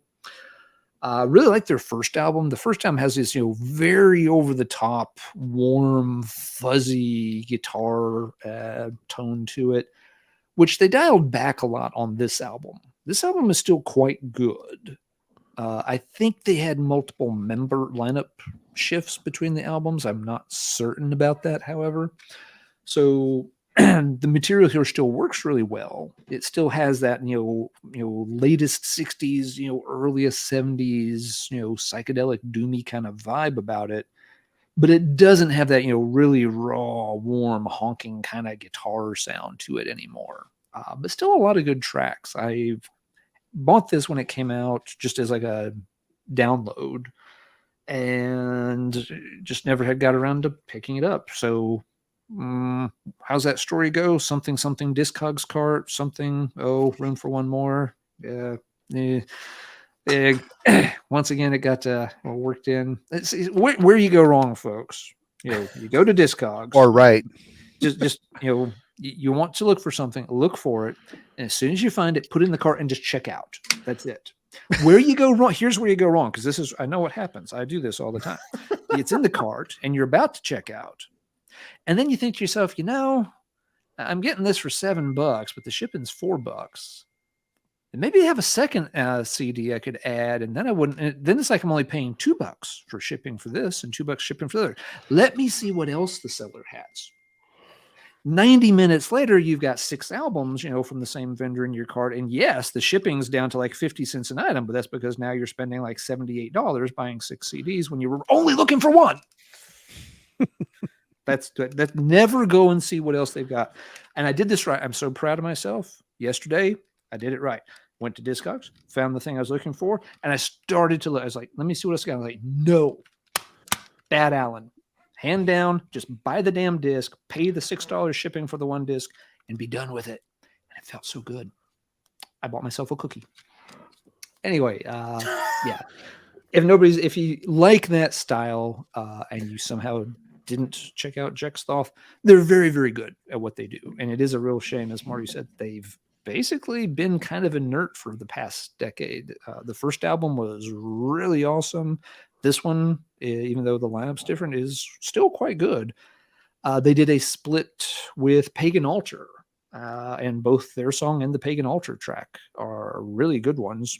And if you're out there, please record something else. Don't know what else to say. Cool stuff for that style. Are they like Pagan Altar? Because I know the last Pagan Altar release that you weren't such a big fan of. Is that correct? Correct. Yeah. To be honest, I don't really think they are that much like Pagan Altar. Pagan Altar has a little bit of that, folksy, ye old style worked in, but they do it with a very different, from a very different vantage point. I thought it was kind of, when I saw that split, to me, it seemed like a very odd pairing. It worked fine because both, bands are talented and delivered really good tracks, but it's certainly not a pairing I would have expected based on their musical styles.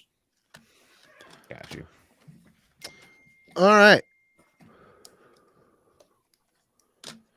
Let's go with this one. Been spinning this a bit. I go through these phases where I forget about Stormspell records, but then I go and revisit them after not visiting them for a while and end up buying a bunch of stuff. But just type in the one you want, Marty, and check out as fast as you can. I now officially, for no good reason, own every single Blaze and Stone album, every single one, including the live one. This has been sitting in cellophane for 6 months, along with the live. I haven't opened the live one yet, but this one got opened up. And guess what, everybody? News report, news flash. It sounds exactly like Running Wild. Maybe it doesn't have the true charm of Running Wild, but this project it's I think mostly one guy, although this has played live.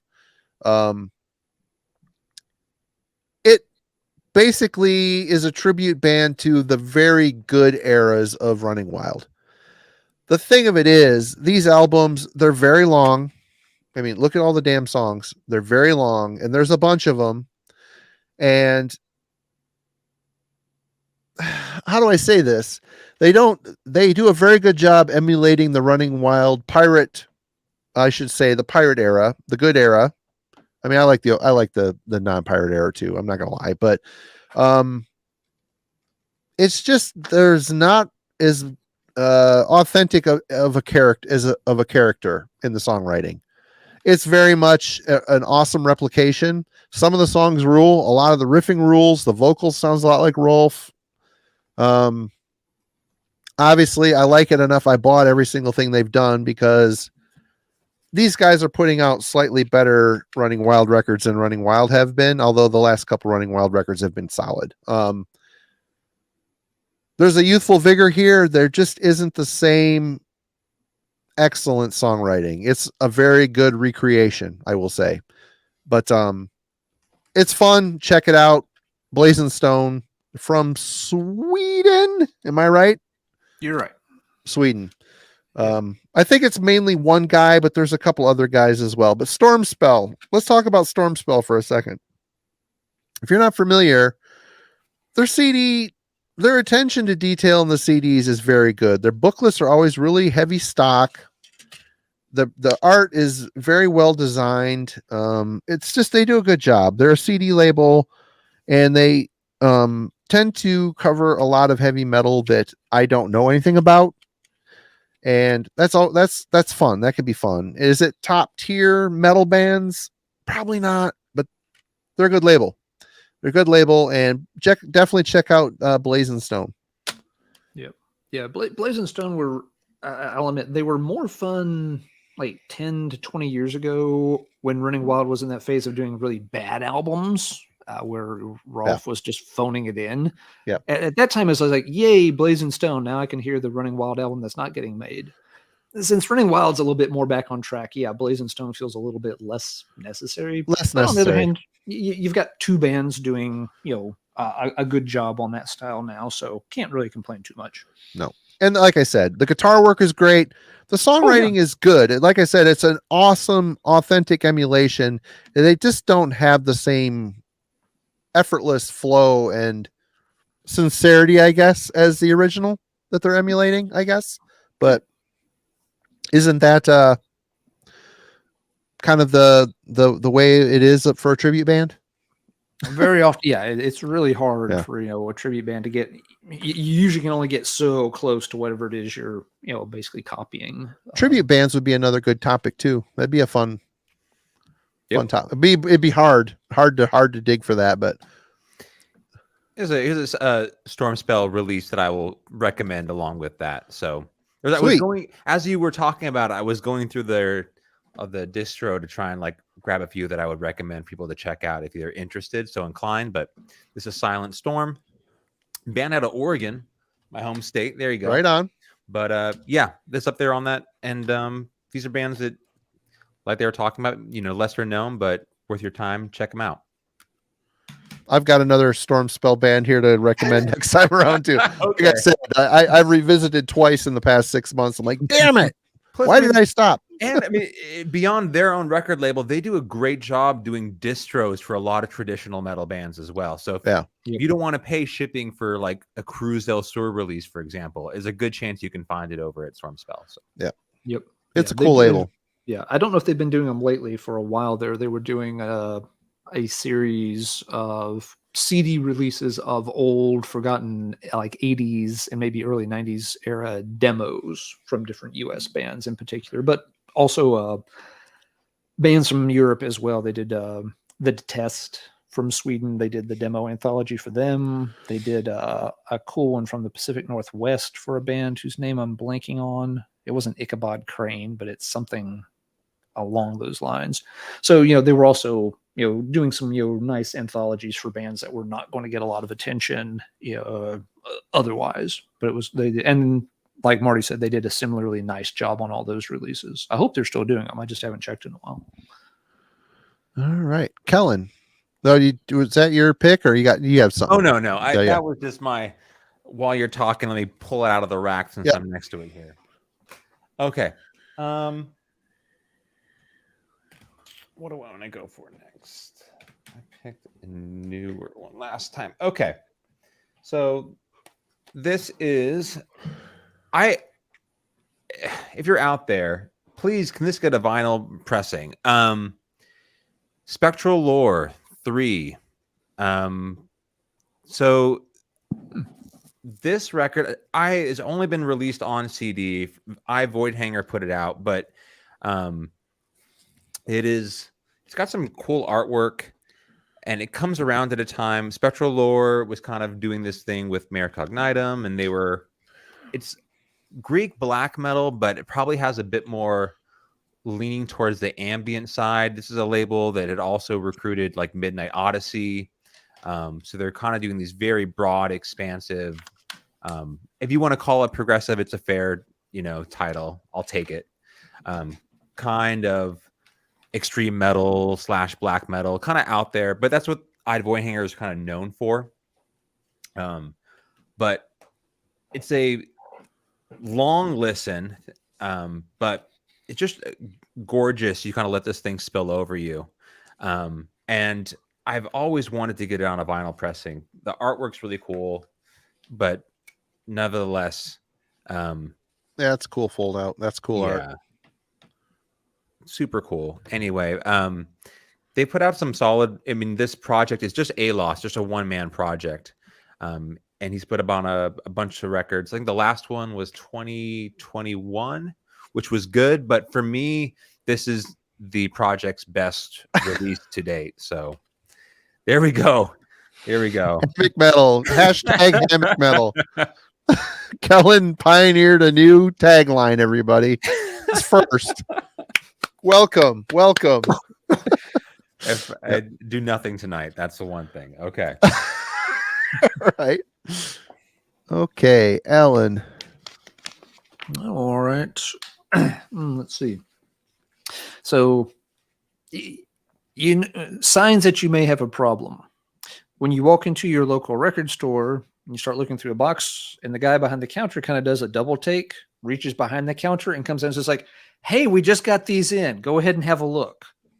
So it's like, okay, I'm here and a lot and spending a lot of money. You basically know if you put these in front of me, I'm going to pay for some of them, don't you?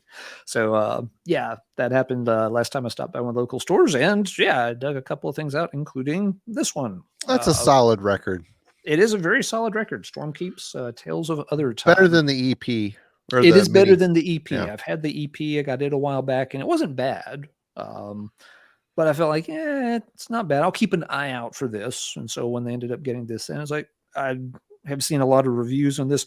A lot of people rank this very, very highly. There's been a lot of reviews, both video and typed, where people gush about this album a lot. And it is really strong. It's well put together. It's really nice, sort of, symphonic black metal. This pressing is really nice. It's got a map of the whole fantasy world because it's a concept story album. Totally pointless map, by the way. So wizards pointless. and all that. Yeah, it's just kind of a fun throw in, but they're instead of just like a lyric insert, they've got a booklet with art and everything. This particular version's on like a deep red kind of vinyl, which is really nice looking. It reminds me maybe a little bit of something like, the first Covenant album before they got really weird and popular. What's Lapse saying over here? Record store owners can spot the addicts from a mile away. They really can, yes. But both the guys that work at that store, basically, like, I was in there just last week, like, hey, I'd be out there like, hey, we got the new so-and-so in. It's like, oh, and if you like that, you should also check out, they're like bringing me things while I'm just standing there. It's just like, you should check this out. I'm just like, I only came in here to buy one thing. I got out with only 3, so I did okay. But yeah, so this was a good listen. This is the kind of thing that can sometimes go in one ear and out the other, but Stormkeep do it well enough that it actually stayed on the turntable and got a bunch of plays. The songs are melodic, they're catchy, they've got enough, of a black metal structure to them, though, that it doesn't feel too lightweight in construction. It doesn't feel like Baby's first black metal album or something. It's like no, this is solid enough black metal with good symphonic overtones, but the symphonic part doesn't become overbearing. It doesn't take over the album. So yeah, it was cool to finally find this one and get to check it out. Logan says, "Stay strong, Alan." Yeah, sometimes I didn't buy what was it they had last time? Borders Rope. So it's like, I think I want to pass on that one. Leave it. Yeah, got to say no sometimes. All right. Again, back to Stormkeep. I went on there. I'm like, I haven't been on Stormkeep in a while, so I go jump on there. What? Storm Spell, you're right. You said Stormkeep and it's stuck in my pathetic little brain. And it's a dark and stormy evening right now. It is. They were promoting this for pre-order. I never heard of the band. Ancient Empire. This is Other World. It's got a cool spaceship on it. It's a gold CD remaster. I'm like, ooh, okay. So I previewed this to try something new, and it's really solid heavy metal. I'm like, okay. So I pre-ordered this, and I'm like, you know what? Prices are pretty good. Let's just check out their other stuff too. The Tower, Priest of Stygia, When Empires Fall. I like the artwork. It's different. It's kind of different. This one's a cheesy cover. I can't read that. Eternal Soldier. Yes. And I just was on their site the other day and realized that I missed one. They've got one more record. They've got 6 records. I've only got 5 here. That, of course, isn't going to happen. But what do we have here? Basically, it's just heavy metal, straight up heavy metal. It doesn't feel like, the new wave of traditional heavy metal. It doesn't feel like that. And I pull up their band, or their metal Encyclopedia Metallum page.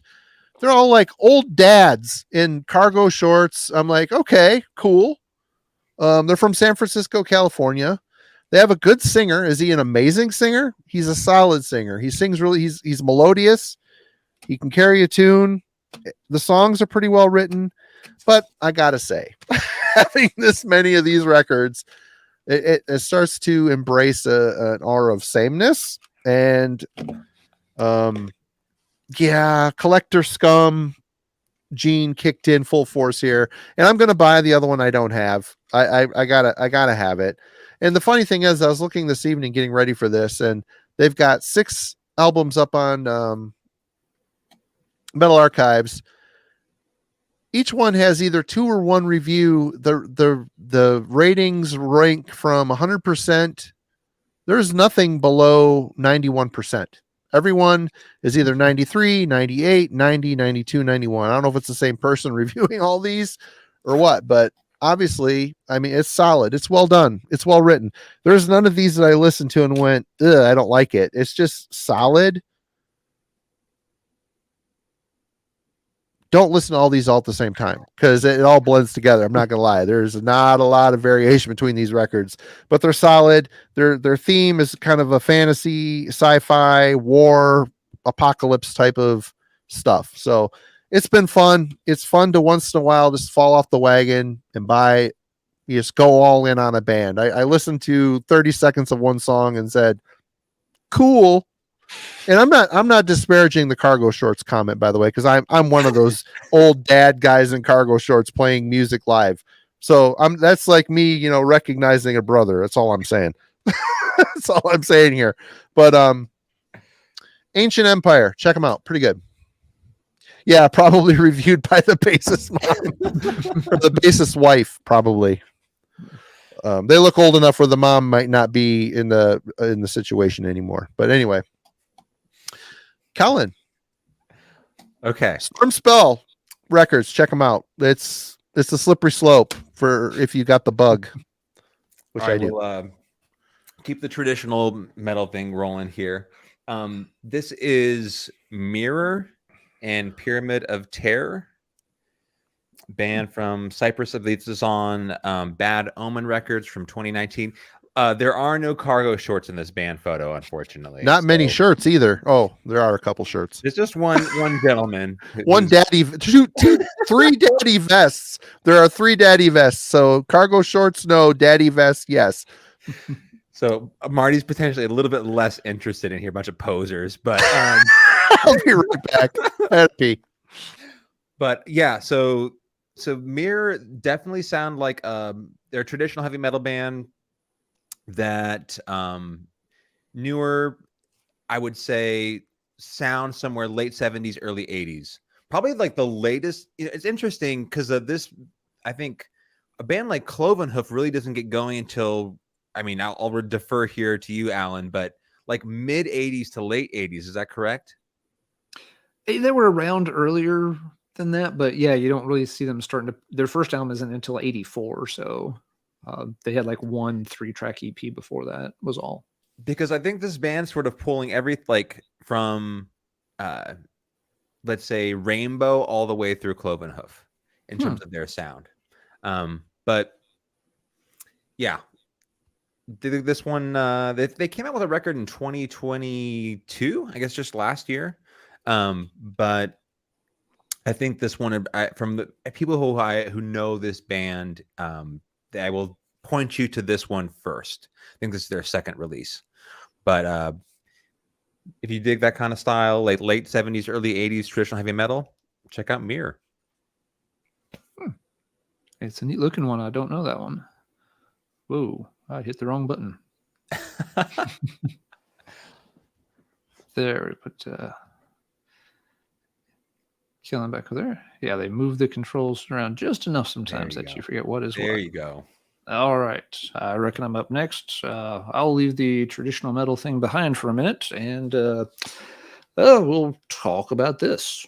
So the latest Immortal album. Yep, had to pick this one up. I like Immortal quite a bit. Ben reviewed this one for the Heavy Metallurgy channel. So if you want a real in-depth analysis, just go check out Ben's very thorough review on it. what can I say? It's very much in line with what you'd expect from Immortal. There's not a lot of surprises on the album at all. It sounds fine if you like Immortal. It's a good Immortal album. Sorry, what's Carl saying? Is that a 10-inch or Kellen got big hands? I said if he had a nickel every time he's heard that in his life. Know what I'm saying? Anyway. Yep. But Sorry. yeah, one of the things I noted that Ben pointed out, in his review was that, while this, wasn't, a very solid Immortal album, he kind of wished, that maybe they had done something different.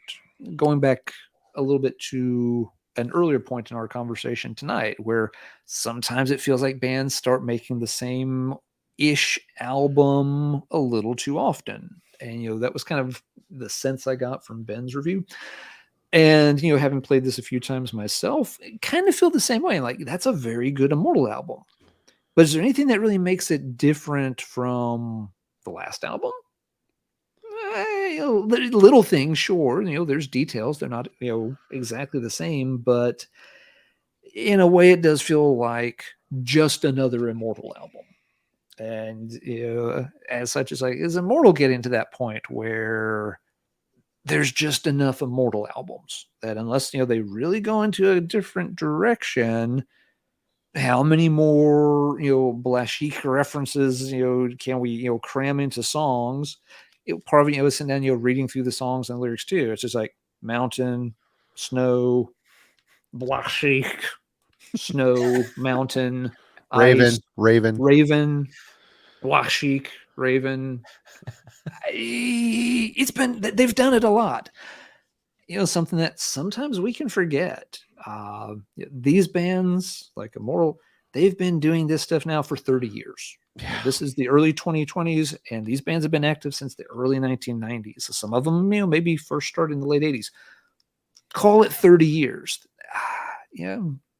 That's a long time. And as such, when they stick to a theme, they do it for 30 years, releasing an album every few years, it can start to feel like it's maybe getting a little run in the ground.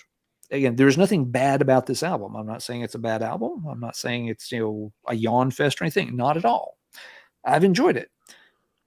I don't know how many times I will play this in the future, just because there's nothing that makes it stand out from the rest of the catalog. And as such, when I'm in the mood for an Immortal album, I've got a whole bunch to choose from. And what's going to make me pick this one over Pure Holocaust or At the Heart of Winter or even one of the other ones? It feels like it may just come down to, eeny, meeny, miny, Raven. Okay, here we go. We'll play this one today. I'm not sure. So, a nice album, but yeah, Immortal is one of those that has got me thinking in terms of the conversation from earlier. It's like, is this a band, while they're making solid enough albums, are they a little too stuck in a rut to remain interesting at this point? I don't have an easy answer to that. No. Have y'all heard this one? What were y'all's thoughts if you did? Ben sent it to me so I could harvest clips for it for the review. And I agree with you. I think I really liked the last album. I thought it was really good. I thought it was good. And the fact that this album here is basically, I don't think it's as musically as good. I think it's very similar. I think Ice Dale, the guy from Enslaved, recorded it in his studio. He plays bass on it. And I can't remember the drummer, but it's too clean. It's like pristine, clean sound, which is kind of annoying. Demon Oz is trying to sound like a bat singing. He's like mimicking the vocals damn near exact. There's a couple songs on there I thought were really good, and there was a lot of songs I thought were, like you said, exactly like you said. This is kind of like whatever. Is this gonna, again, it's not gonna even, if I'm gonna sit with this one or Northern Chaos Gods, I'm gonna listen to Northern Chaos Gods. But then again, am I going to pick Northern Chaos Gods over, the first three and then At the Heart of Winter? Nope. Nope. But Yeah, it's almost like, these albums may have a hard time getting off the shelf unless I'm just going on an Immortal kick and, going to, go through, 5 Immortal albums, over the span of a week or something. And they're good albums. But I just don't know how much play they get. They're competing with one another for, that limited amount of bandwidth I can dedicate, to Immortal amongst all the other, thousands of albums I've got to listen to. Yep. And again, this would be another band for that topic we were talking about earlier. I mean, Yep. they're a legacy type of band that has more or less maintained their sound the entire time. So, yeah, I mean, it could be a fun episode. We'll see. But no, you nailed it on that. Am I going to buy that record? I am, because like the sick little monkey gene, it's like Maybelline. Maybe he's born with it. I don't know. But I mean, for me, Immortal is not, out of the bands from that era and that region, they're not the one that like grabbed me that I want to go hunt down and listen to all their stuff. And when I heard people talking about this record, and in the same way, like using the exact same narrative that people were associating with the Obituary release that we talked about earlier, I was like, why do I need to like hunt this down? I don't need to care about this. So yeah. There's been enough sort of like whatever conversation about people who I trust that they sort of dissuaded from me for ever paying attention to it. So yeah, fair enough. It's kind of funny you pulled that and had said that, because I pulled this out this week. It was sitting in a pile. I have the vinyl of it, but the CD came up and I'm like, oh, this is perfect. Working in the shop in 100-degree temperatures this week. Try to chill the place down a little bit, right? Apparently, Freezing Raven Winter Moon, something. Exactly. The way the story goes was when Bath left or was fired, he took the material for the album that was supposed to be the next Immortal after All Shall Fall with him. And that's this record. And honestly, it's good. It's a good record. Abath sounds good. He's twisted, nasty. The songs are really catchy yet heavy and twisted. It sounds like an Immortal record. It's got that King of Hell guy. This copy, unfortunately, has a little bit of coffee. It looks like someone dipped it in there, spilled their coffee or whatever. This is the box with the pin, the patch, the wristband, so I can mop up my sweat with this sweet wristband that probably doesn't fit, and a little pin. I don't know, kind of a cool little thing. It takes up way too much space on a damn rack, but this album is catchy. It's fun. It sounds like Immortal. There's nothing wrong with this record. It's got King of Hell from Gorgoroth fame, and a guy wearing a mask, Creature. I don't know who that was. He's a good drummer, though. He's a solid drummer, fast. He sounds almost machine-like.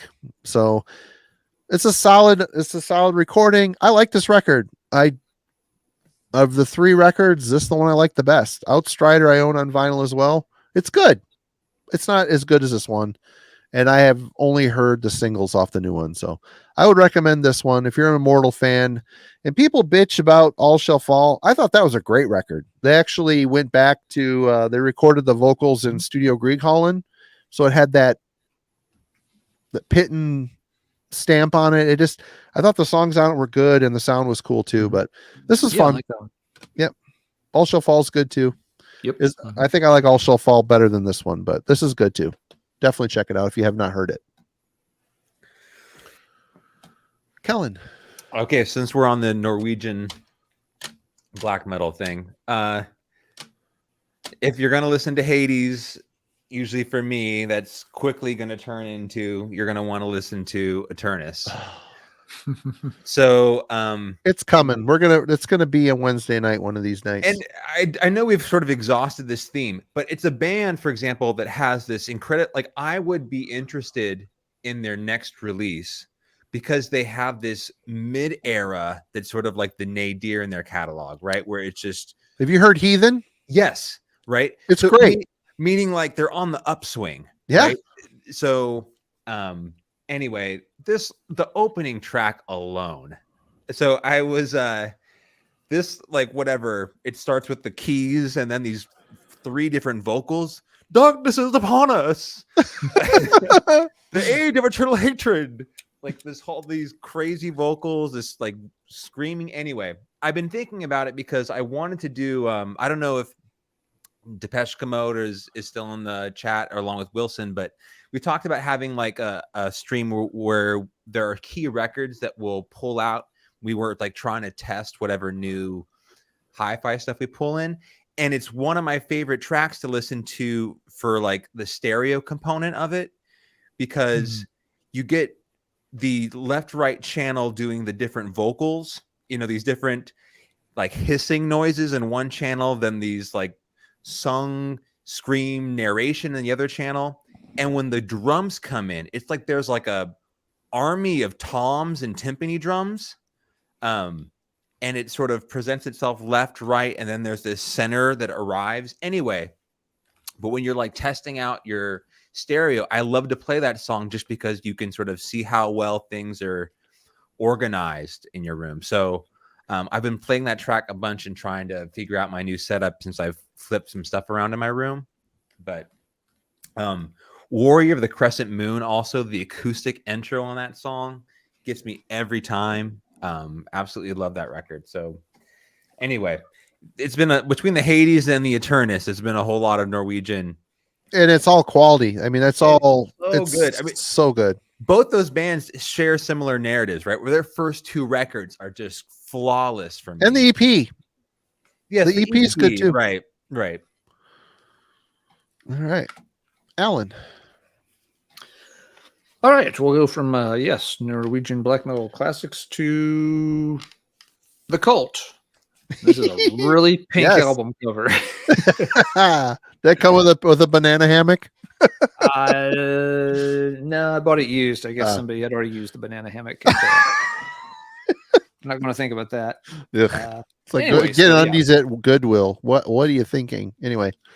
A classic, UK rock band. Been around, for a long time, have a long string of albums. I've always been kind of partial to them. I don't know their catalog inside and out. There's some albums I know really well. There's a couple I still haven't heard. But I've always liked Ian Ashbury's vocals. Him and Billy, always made a pretty good songwriting duo. Even though it's kind of the classic behind the scenes, there was a lot of fighting and egos for a long time, stepping on each other's toes. Anyway, going through again, used CD, saw this. It's not like I couldn't see it. I mean, you're flipping along, and this is like Cult, giant pink literally kind of stop and blink a few times, get your vision straightened back out. I'm like, what's that? I was thinking like maybe it's like a CD single or something, but got to learn, it's like, oh, this is one of those albums I've never heard by them. This one came out around 2006, and it's actually on our old friend Roadrunner. They actually were on Roadrunner. Only for this one album, which might preview where this is about to go. This is not a good Cult album. I hate to say it, but it's just not. The songwriting is very uninspired. It feels like they're it's not that they're just going through the motions. It just feels like they don't have any really strong ideas to work with. I mean, the core songwriting duo is there. It's not like, it was Ian Ashbury and a bunch of, guys he just picked up in the studio. They just don't deliver anything. You play this through, and there's really not been a single song on here that's really hooked me. And this is a band that, when they're good, when they're really on, their albums will have lots of songs that are very catchy and, kind of, grab you right away. And this isn't a case of, I only like the old 80s albums either. I think it's the album right before this, which I forget the name of. I want to say it's got America or Liberty or Destroy or something in the name. Whichever one it is, the album that was a few years before this one was quite good. It had a lot of very strong songs on it from the early 2000s. This one, though, no. It's a very bland album. they had an album come out last year, and it's a quieter album, but it's at least kind of it's got a little bit of the cult moodiness about it. I didn't mind the one from last year, Beneath the something sun, but this particular one, and which was called Born Into This. If you're like me and you're one of those you dig the cult and you don't mind checking their stuff out from time to time, feel free to take a pass on this one. Don't make it a priority purchase. It's sad to say, just not a very good album. It happens sometimes. It won't stop me from checking out other cult albums that I might have overlooked, though. They can't all be good. They can't. That's true. Yeah, Kelty, like Electric, great album. Been playing that one some lately, but this one just can't go with. Okay. Shortly after his appearance on Heavy Metallurgy, Scott Waters sent me a little package, which was very kind of him, which I'm going to be repaying him soonish. He sent me a copy of Into the Pit by his old band, Ultimatum. Cool. Thrash band. This came out on Retroactive Records and originally released in 2007. 2020. This is a 2020 reissue. I've seen VC people. He has kept the VC very well stocked in Ultimatum stuff, and this is one of those bands that I missed out on back in the day.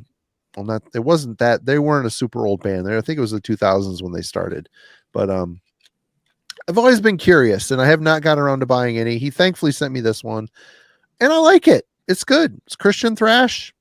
Lyrics are of that mindset or that philosophy, and really good guitar player, excellent solos, cool riff work. Scott's vocals are sharp. They're good. They're harsh. He's a good thrash singer. The songs on here are good. They're just a really good job. And this has bonus tracks, demos, scratch tracks, alternative guitar solo, alternative mix, So I mean, there's some bonus, good 5 or 6 bonus tracks on here. But the main body of the album itself is solid. Really good thrash, early 2000s thrash. I dug it. Good stuff. Thanks, Scott, for sending this. He also sent some other stuff too, which we're going to get to here in a minute. So I'll see you on the next go around with that. Kellen. Okay. So this is Enter Arma with Sulfur English. What do I want to say here? Like, I feel this, just like the Devos release that I picked out earlier, like from the time period when I was, a teenager into my early 20s, there are some record labels like Unique Leader that was incredibly important. And another one for me that it was Relapse. And they're just labels now that I feel have turned into sort of, a shell of what they used to be for a lot of at least the people that I spend time with in the metal community. I'm sorry. Is that Relapse? Yep. Relapse. Dude, Relapse, man, you want to talk about an influential, awesome label. Holy crap. But when's the last time you picked up yeah, exactly. Right. Like, yeah. Anyway, Enter Arma for me is like one of the bands that I have kept track of over the years. And I think it's like one of the few bright spots for me personally on this label. It's a cool cover. And, they're playing in a genre that has really, I think, faded in terms of popularity in this kind of sludge, doom, post-metal kind of deal. What's probably more appealing is they've kept pace, I think, with like a general persuasion of how approachable extreme metal is. So by comparison to what their peers were doing in the 2000s, it's probably, there's elements of this that have a little bit more like death metal side to it. But nonetheless, I think this is an incredibly well composed full length. It's a diverse listen. It's by no means like a traditional sludge release, but in a lot of ways probably polarizing to some degree, purely based on the record label and the era in which it was released. nevertheless, I do check out, Inter Arma in this style of metal that has faded from popularity and circulation. I think they're doing a good job at it. So anyway, there we go. Sweet. Alan. Okay, here's one I've been keeping an eye out for and just doesn't turn up all that often. So I was happy when I finally found a copy online for a decent price. It's the second Cyanide album, Descent into Hell. Those guys are solid. Yeah, very much so. Especially the early stuff when they were, really nailing the, death doom kind of style, which I don't know if we really had a name for it back then, but that's what it's come to be known as now. Some of the later stuff, they definitely move a little bit more towards the aggressive side, leave a little bit of the doominess behind. They're still good at those style, but I definitely prefer what they were doing earlier on. This was just one I had not picked up. There's stuff I never see it in the wild. So they've always been a hard band for me to pick up things by. It's like, I'll find one on some random distro site. Be like, okay, I'll pick that one up. And then a year and a half later, I'll find a different one on a different distro and be like, okay, so now I can add that piece. So I've managed to pick up 3 or 4 of their albums. I know there's still some I don't have, but I really have enjoyed this one. It's, builds on what they did on the first album. Awesome heavy sound to it. It's death doom that balances the two halves really nice. It's not too slow where, the doom starts really suck some of the energy out of it. It's too heavy on the death component where it gets too aggressive or too blasty and you start to lose that really oppressive atmosphere that the doom half brings in. So just great album. They nail it on this kind of release. Really happy that this one, it was a random weird little distro that I've ordered from a couple of times. They don't carry a lot of used metal, but every now and then they seem to turn up an oddball one like this, and was happy to snap that up. This was the same one I got the Running Wild CD I showed earlier. So that's another band I never find stuff from in the wild. But hey, on that day, I found 2 good things, and it made it worth it to buy them both to get the shipping costs down a little bit. So right. Sometimes it's okay to say yes. Must consult the monkey. Every now and then, you just got to feed the monkey, and sometimes it's okay. Just give him a little snack. Give him a biscuit. Give the monkey a biscuit. Yep. It works out okay sometimes. All right. We're still on the Scott Water. He sent another CD too, which I have not spun yet, but this one I was super psyched to have because Alan has shown this. Some other people have as well. Gamicide, Victims of Science. Nice. This album rips. It's a good thrash album. This is out on Scott's No Life Till Metal Records, his own label. Is this a reissue, Alan, or is this the actual? It's a reissue, isn't it?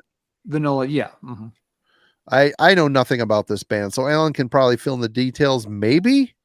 But all I can tell you is it's really well done American thrash. It sounds like it could have, fit alongside Testament and the like. It's just good, and I really don't know much more to say other than I enjoyed the heck out of it. It's solid, effective. Is it from the same era? Is it like what year was the release? It's late 80s. Okay. And it's from Texas. So yeah, it's got a little bit of that kind of, a lot of the Texas bands, went for a pretty aggressive sound, which, that album, definitely has that kind of vibe to it. Came out in 89. Yeah. And they, I think, they talk, a little bit in the liner notes, if it's the same pressing I've got, Marty, that, this, 89 was a tough time for an underground thrash band to get attention. The market was saturated. They only put out this album. They have a demo, this album, another demo in 91, and then a box set, and then a single in 28. They put out a single in 2018. Give me 1 second, Marty. Yep. But this is a cool thing to find, and this actually has bonus tracks, 91 demo bonus tracks on it, tagged on the end as well. So this was a cool one to end up getting. I dug it. This is one I missed out on back in the day. Alan, did you grab something to show? Oh yeah, I just wanted to mention that. Yeah, the guitarist on there, Rick Perry, watches some of the different YouTube channels, and he's still active. This is his newest band is called Iron Jaw. This is not thrash. This works very much more in sort of a traditional heavy metal. As you might expect from the name and the art. It's definitely got a Motorhead vibe to it. But yeah, Rick, was one of the guitarists in Gamacide, and so he's still around. He sent me this a while back, and yeah, it's a nice first release for the band. So he's still around, and he was involved in getting the Gamacide repressed on Scott's label also. Actually, Devin, he says so, like early rigor mortis. Maybe I think the rigor mortis riffing was a little more speedy. Maybe, I don't know. I'm not familiar enough with early rigor mortis to say. So I'm not super familiar either, but I've spun this twice, so I'm not really that familiar with this either. Other than every time I spun it, I liked it. So yeah. It's a good album. It's fun. It's got some cool songs on it. There's there's one song that's got like a lot of heavy Cretaceous dinosaur references and Paleo kind of stuff going on. There's obviously some of that radiation and all that. Probably kind of endangered species. Or yeah, I think that's the one. Yeah. So how many thrash songs do you get about prehistoric animals going extinct? Gotta love that combo. Yeah. I mean, basically that cover is the very essence of thrash from the 80s. It's totally cool. It's great stuff. I would hunt it down, check it out. Go check out his label, No Life Till Metal Records. Very, very good stuff. All three of the CDs he sent were really cool. So it's cool. He's still got his fingers in it for sure. Kellen, you are back. All right. Shub-Niggurath, yeah. The King-like celebration. Julio Vinterbo. I mean, I was just gonna say, and we were talking about bands that had kind of put out the same record. Like, here's a band that did not put out enough. I think, right. Like, so much of their iconography is based on. I mean, there's some early demos and EPs that were very influential, but I think this is like a culmination of all of that. And they have a second record, but it kind of felt like, I don't know how many people really refer to that, or because this sort of overshadows it and its influence. So, but coming out in 97, also it's an interesting, I think, era for this. Like, it's a kind of a culmination. This part of this, when I hear, is like partially Greek scene. It's kind of doomy. It's got like the Mystifier kind of black metal from Brazil in it. Anyway, awesome release. Classic. If you have not heard this, I guess I'd call this first and foremost a death metal release. Yeah. But there's definitely some blackened elements in here, and a very important band from Mexico. So check out. If you have not heard this, please, a high enough recommendation for sure. You really can't understate just how interesting and unique like Central and South American bands are. They just have a different, I think they're influenced by what happened in North America, but they have a different take on it. It's more evil. It's just has a different twist to it, a different sound to it, which is very cool. Sometimes the fact that money's tight and production, the production ends up being a part of it, especially like the South American bands like Brazil or like early Sepultura. That shit doesn't sound great. The production, Chile, right. The Chilean stuff, all that, it all plays into the overall sound and presentation of otherwise evil music, And I do agree. Like, there is a drier, I guess is the first sort of term I would use. The production always had a very sort of like pronounced top end to it. I don't associate it with the same way when you listen to like heavier. I know we're like, whatever, this is kind of a weird topic, but it does have a very specific kind of sonic quality to it. And it is totally unique. And it's like, I mean, you listen to the Chasm, you listen to Shub-Niggurath, you listen to even trans metal, I mean, there's like there's like something twisted in the riffs. It's an atypical take on their influences, and I think it's stand out, and it's a bummer those bands don't get more, love. So it's cool. That's cool you pulled that one for sure. All right, Ellen. Let's see here. I always meant to check this band out. Again, never got around to it. But sometimes something Discogs thing in cart. Do you have anything else so that the shipping feels like it's cheaper? Alan, I just got to say, your whole tone tonight. You've got two more nights of bachelorhood. I think you should treat yourself to some Discogs time tonight. What do you say? And tomorrow night, live a little. The wallet says no. Don't listen to that dumb thing. It doesn't know you have to teach it who the boss is, the real boss. Anyway, go ahead. Yeah, I think lessons. Anyway, I'm a bad influence. Never mind. Don't listen to me. But yes, here's a case that it worked out okay. Checking to see what else they had. It wasn't a very long list, but had a couple of other cool things, and so ended up throwing this in the cart before checking out Carnivore's first album. This is a reissue one that again is limited gold disc, blah blah blah, whatever. But yeah, is it remastered too? It probably is. Let's see if it says somewhere on. Did it come with a lock of Peter Steele's pubic hair? There's something shaky inside of it. I don't know if it's like one. Maybe it's like a little snippet from one of his shoulder pad spikes or something, or a toenail. Maybe it's a toenail. I can't figure it out because it's the same. It's the sound it would make like if one of the center pegs was busted out, but none of the center pegs are busted out. There's got to be a treat in there. Something. There's some piece of DNA. There's something that moves around in here, but I don't know what it is. I had kind of forgotten about it. Now it's bothering me again. Thanks, Marty. I'm sorry. But yeah, anyway, obviously, Peter Steele's post-Fallout, pre-typo negative band.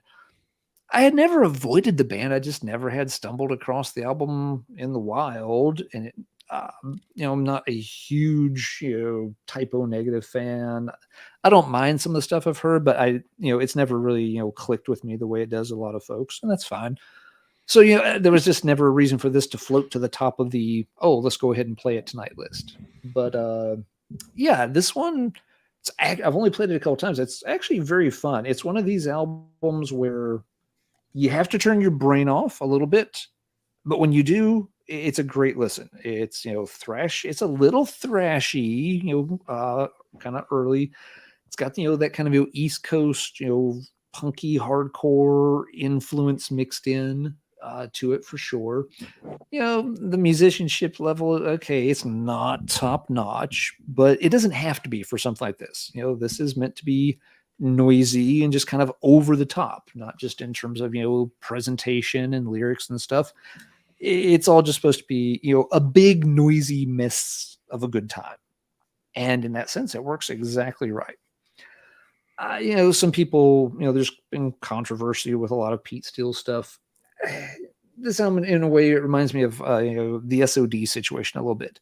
There are some people that, will look at the lyrics and the song titles and be totally aghast because they think these guys are serious. And they're not meant to be taken seriously. And then on the other hand, there are people that will look at these song titles and lyrics and be totally into it because they think these guys are serious. And again, you're not supposed to take them seriously. It's like both sides, one side gets too attached to them, the other side gets too offended by them, and both sides completely miss the fucking point. Just turn your brain. It's like, I always compare this stuff to like watching pro wrestling. If you're going to sit there and nitpick every little thing they do, it's horrible.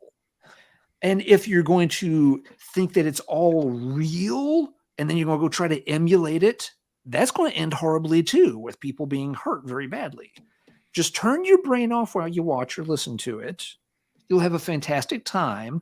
But when it's done, you got to remember to turn your brain back on and go back to reality. And then there's no issue.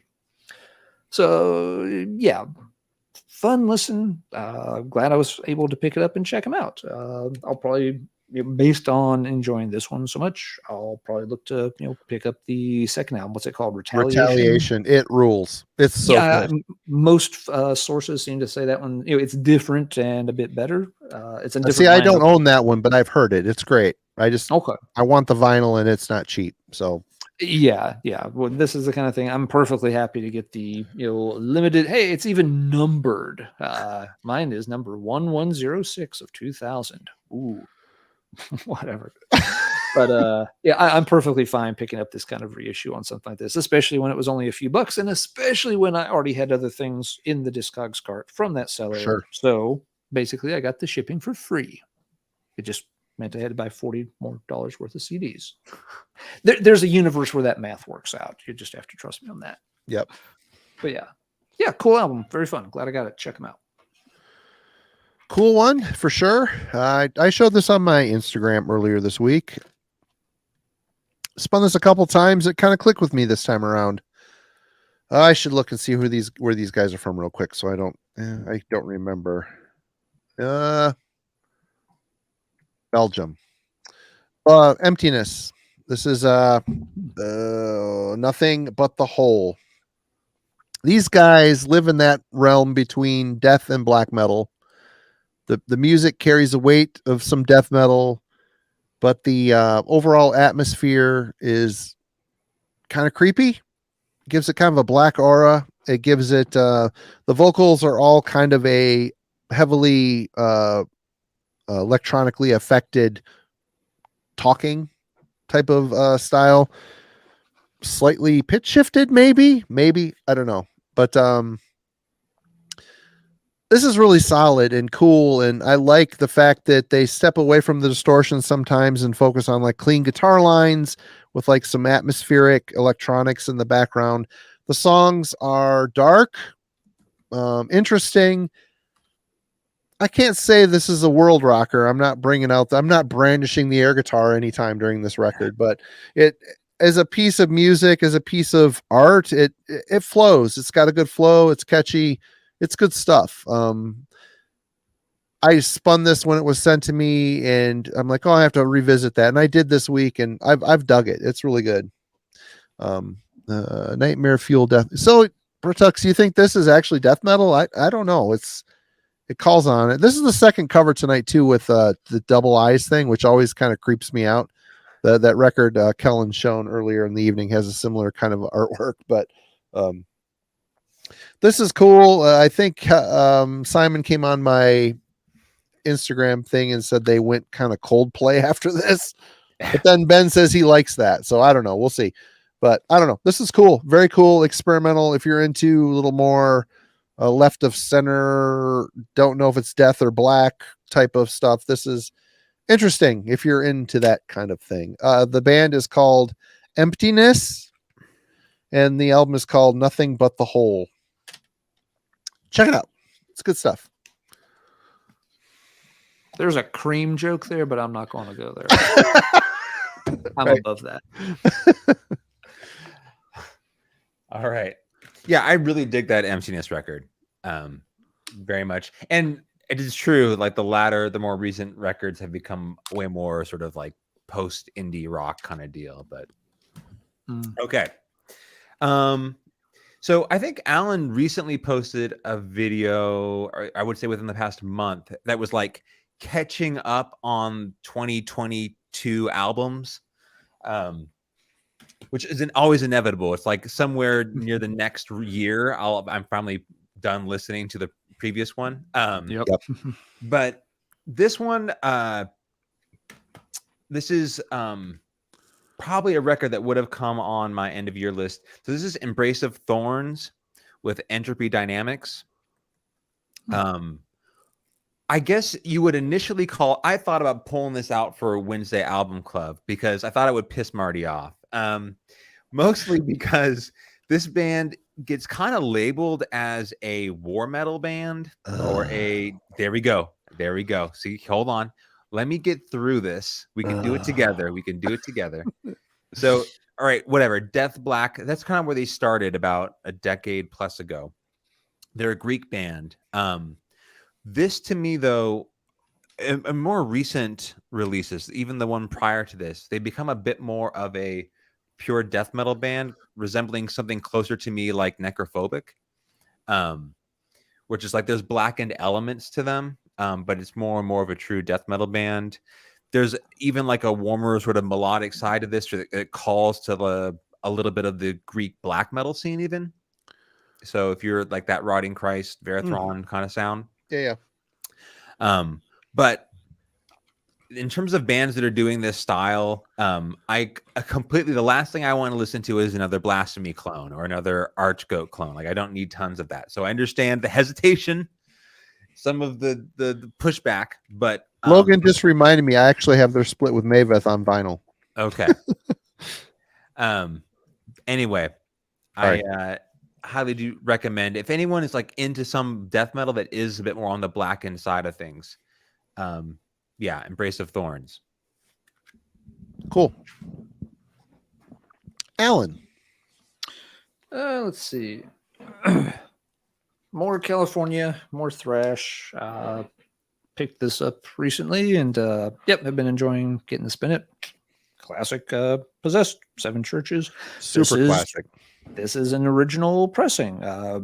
Went to a record show weekend or two ago, and literally like first table I walk up to, the guy's box was like flipped half open to a Ghost album. I'm just like, it's metal enough. I better flip through the box. And about 5 or 6 albums behind Ghost was Possessed. And directly behind Possessed was Death, Leprosy. And it's like, okay. Hi, Wallet. How you doing? It was a hard day for the Wallet. But I had never owned an original pressing of this. I had a chance to buy it way back in the 90s, and it was literally like $5 short that day. So, this particular day, I was not short. Not one that needs to, a great, in-depth analysis. We all know what this is. Fun things with it, this is the pressing where, the Seven Churches isn't. It's there. It's hard to pick up, but it's on in just black lettering, and it's embossed. And now, if you're flipping through on the spine, having to read the album titles, first off, God help you, because this was always hard to do. But it's also misprinted as Seven Churches. They left the H. They left the first H out of church. More evil that way. I guess so. There's a different, slightly later pressing where they on one of the label for the B side, the track is called Holy Hell instead of Holy Hell. Oh boy. So quality control at combat around 1985, 1986, maybe lacking just a tad, but nevertheless, good album. I hadn't played it in a long time because I didn't own a copy of it. But it's a classic. Just old band photos, of course. This was I think this shot was done in the Debbie Abano's backyard, if I remember right. So all kind of classic shoots. Just the metal mom on the West Coast. Yep. This one, it's on the gray combat label. I think they did have a pressing on the green combat label as Isn't well. green the OG press, like the first press? Typically? Green would be the first press. So this one's also from 85. Both the cover and the album are stamped 85. But this would technically be the second run. I mean, you can't go wrong. I mean, and I'm not complaining at all. That's a good find. Yeah, I was pretty amazed. That's. And he didn't really have anything else. There were a few other vintage albums, but it was a real mixed bag. He said, it was basically just kind of a box of random records that a relative had, picked up. Like, hey, we got these at a flea market. You sell records? Here you go. Have fun with them. And so, picked up a few things from them, got them for a very good price. So can't complain at all. This one, the sticker was this, but I bought a pile of stuff, so I actually ended up paying a little bit less than that. So can't complain. Okay, so let me propose this question. Is it death metal or is it thrash? I have always considered it thrash. Me too. I know, yes, they have a song called Death Metal. I've always thought of it, as just like a very heavy, akin to like, the Slayer, Dark Angel end of the thrash spectrum. Something I'm going to sit down and do sometime, though, now that I've got a physical copy of it. I'm going to sit down at some point and just like play one song from Seven Churches, and one song from Scream Bloody Gore. And I'm going to go back and forth, kind of listening to the two side by side, and see how where I think the differences are. Is there enough of a distinction that Possessed definitely stays over here on the thrash side, and Scream Bloody Gore migrates beyond that, or maybe there's not as much space between the two as I've usually thought. Again, I've heard the Possessed album several times over the years. It's been a long time, just because I didn't own a hard copy to sit down and listen to. So I'm going to do these sit down side by side comparisons sometime and see if I want to revise my answer to that question. And I'm thinking certain songs, there's like a riffing style that, Death definitely, the early Death did borrow from. But I always considered it like dark thrash. I mean, that's where Venom coined the term black metal, but it's not what we came to think. It's first wave, but it's not what black metal ended up becoming.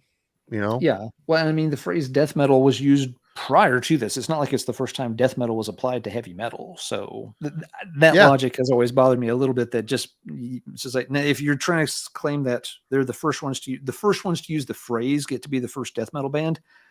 In that case, the first death metal bands, to my knowledge, are Running Wild, Helloween, Hellhammer, and Avenger. Yeah.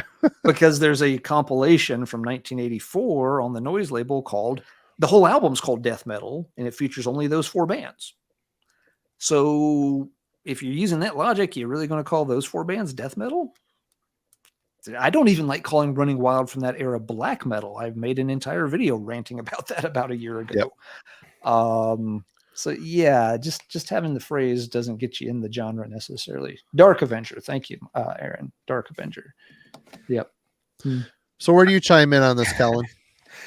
Seven Churches to me is like death metal losing its virginity. Like it's like trying. That sounds like something Cannibal Corpse would have. It's like thrash having its first sexual experience with a death metal chick. Yeah. It's technically, you lost your, but you kind of didn't know where things to go. It was kind of fumbling through it, hoping for the best. Like you can say it happened, sure, but I mean, I guess is the end result like the best death metal. You're describing a Sacred Reich album right now, Kellen.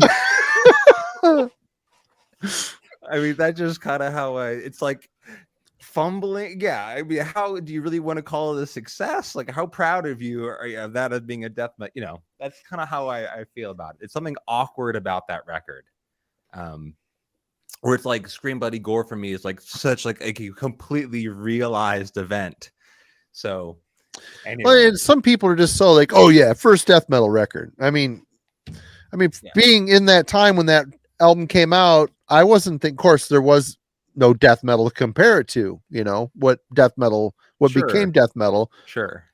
It's like they know what the end, they know how to, in hindsight's 2020. Yeah. It's just they're trying and they're searching for the things and making it all happen, and it just, it's awkward. So oh, Aaron, you're just trying to solve the debate. Come on, we're trying to have a discussion here. You don't have to absolutes, whatever. Okay. It's me. Holy shit. Yeah. Well, we just talked. Might be a conversation for another night. Yes, we can chase this all the way back to to Blue Cheer and beyond. Yep. Well, we just talked about this at length Wednesday, but I can't deny I've been listening to it. Destruction, Release from Agony. I'm not going to go into this again. I watch our show on Wednesday night, but this was definitely what's spinning. I will say the Steam Hammer edition. I think this is is poking through the. I know I need to get it's ripping through the white pressing of it. I think this is rare. I don't know. That's cool. But I need to retire the sleeve that it's in and actually get one of those the Rick gets them. I don't know what the hell they're called. The MoFi inner sleeves, but this is cool. It's a great record. Is it my favorite Destruction? I don't know. I think Eternal Devastation, but sometimes it's Infernal Overkill. So great record. Kellen missed out on this. Did you even listen to this, Kellen?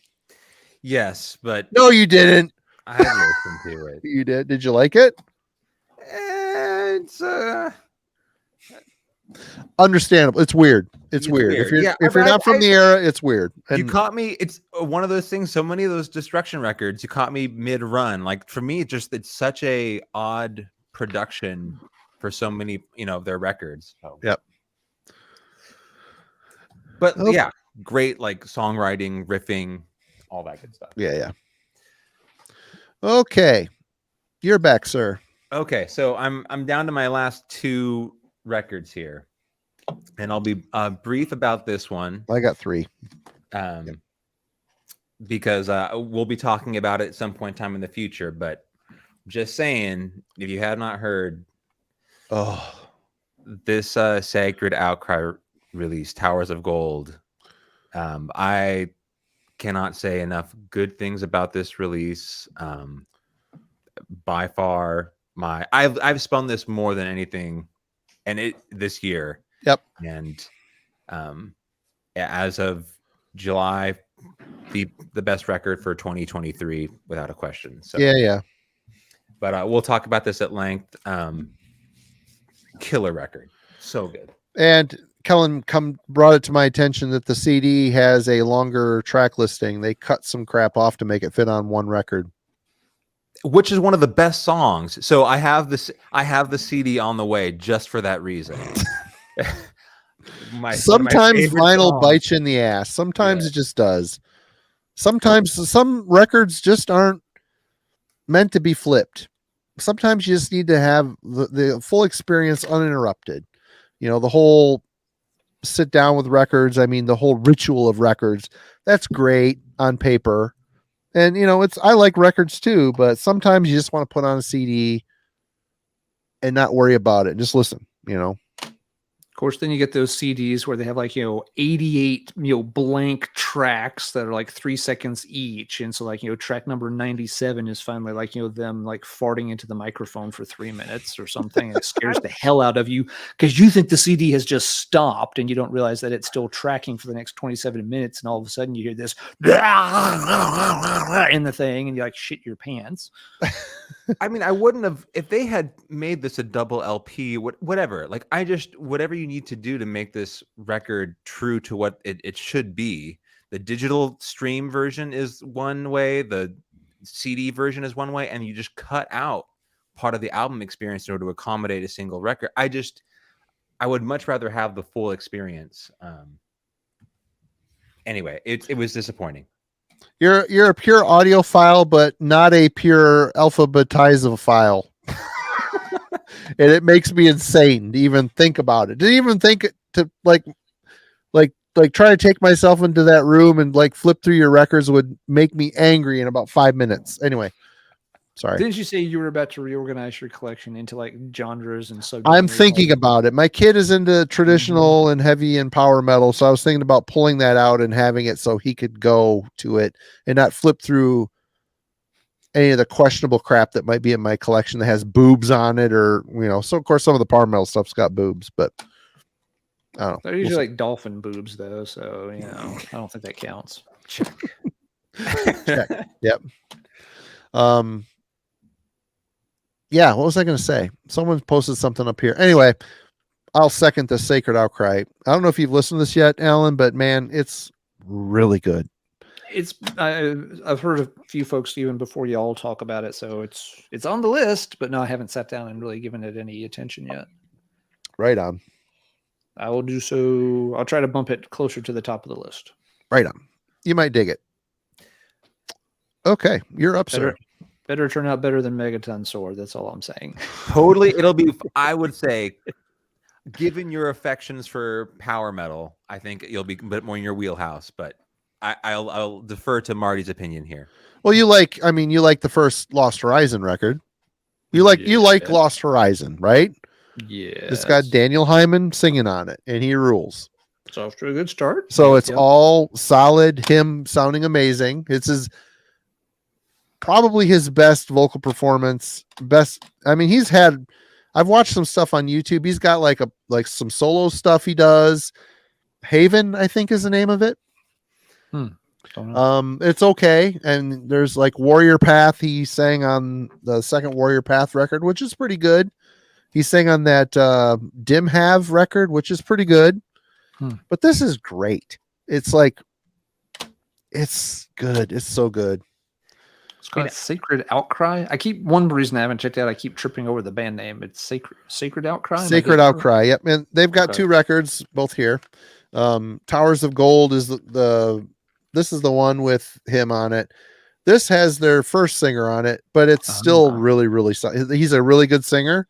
And the music is very similar. I mean, they did not progress really. They just continued to write great songs in the same vein, in my opinion. And the first record was like 20 years in the making. Like they got it all ready to go, and then it was never released. So it sat for like 2 decades before it was released. So interesting story. To me, they sound somewhere between Blind Guardian and Warlord. So not in the Warlord is a good call. That's a good pick. I wouldn't have maybe thought of that, but that's a good one. So just saying. Yep. You're saying all the right words. I'm putting it over here. I'm putting it into another tab right now, so I won't forget about it.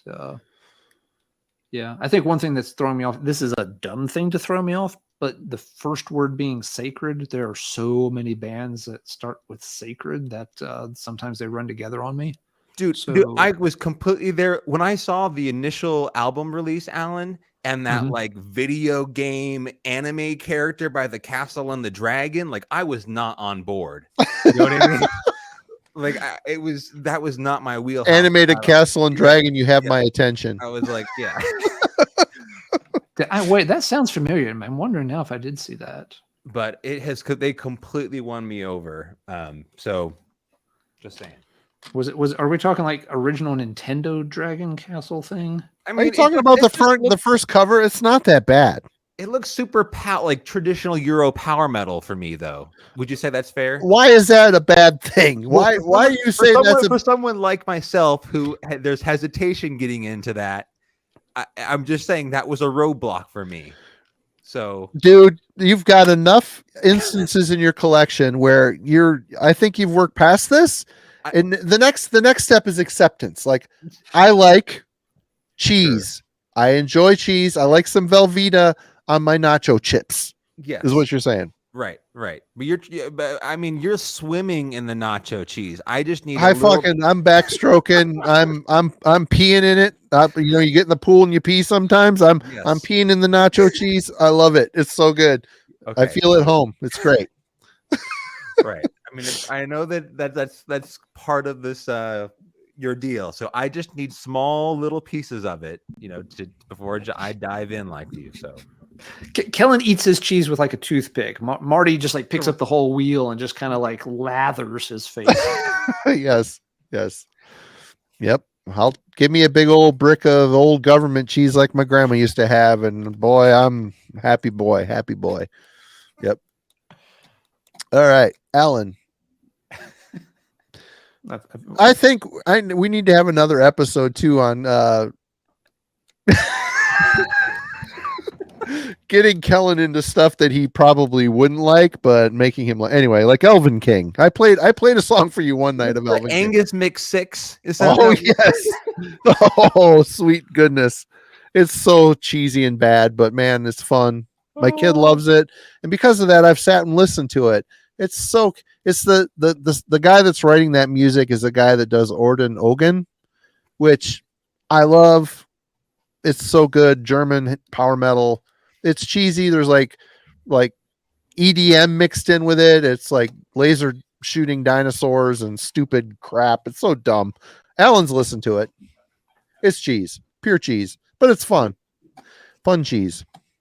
Turn your brain off, have fun with it. Just remember to turn your brain back on when it's done. That one's for Aaron the Metal Theologian, since he's asking. That was at the ready, but there we go. And it's TJ. So, and now my kid is saying it too. Angus Mix Sucks. Parker came up to TJ last time he was here. He's like, TJ, have you heard Angus Mix Six? He's like, you mean Anus Mix Sucks? And of course, Parker thought that was hilarious. So now it's Anus Mix Sucks. Thanks, Ted. Turd. Anyway, Alan, Marty can't have nice things. I can't have nice things. Okay, well, got at least one more classic on the stack here. Seems like I've been going through a lot of sort of classics lately. Don't know. Oh, what's Tom up to?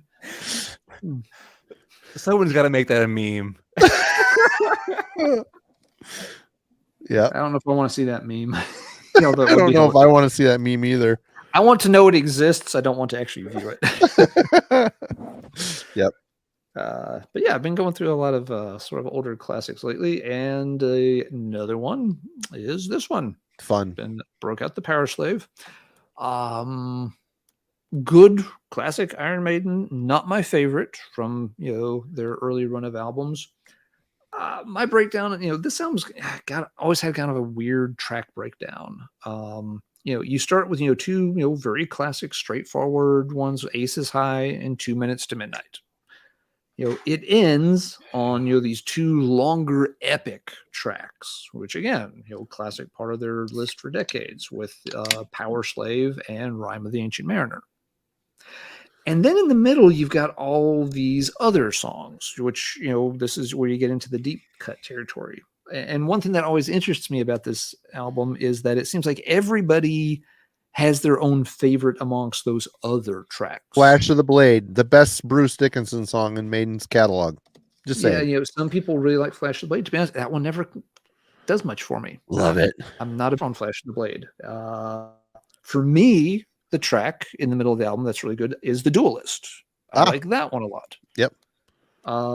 But for other people, it's Back in the Village. And that one, for me, the chorus on Back to the Village kind of drags it down. The ending sucks too. Yeah, it just doesn't quite work. You've also got, you've got the instrumental Lost for Words, which sure, it's an instrumental. It's Instrumentals good. have to be really, really strong for me to pay much attention to them.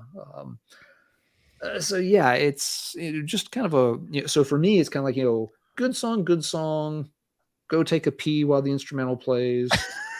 Flash of the Blade. Oh, yeah, we're in that part of the album. Oh, The Duelist. I like that.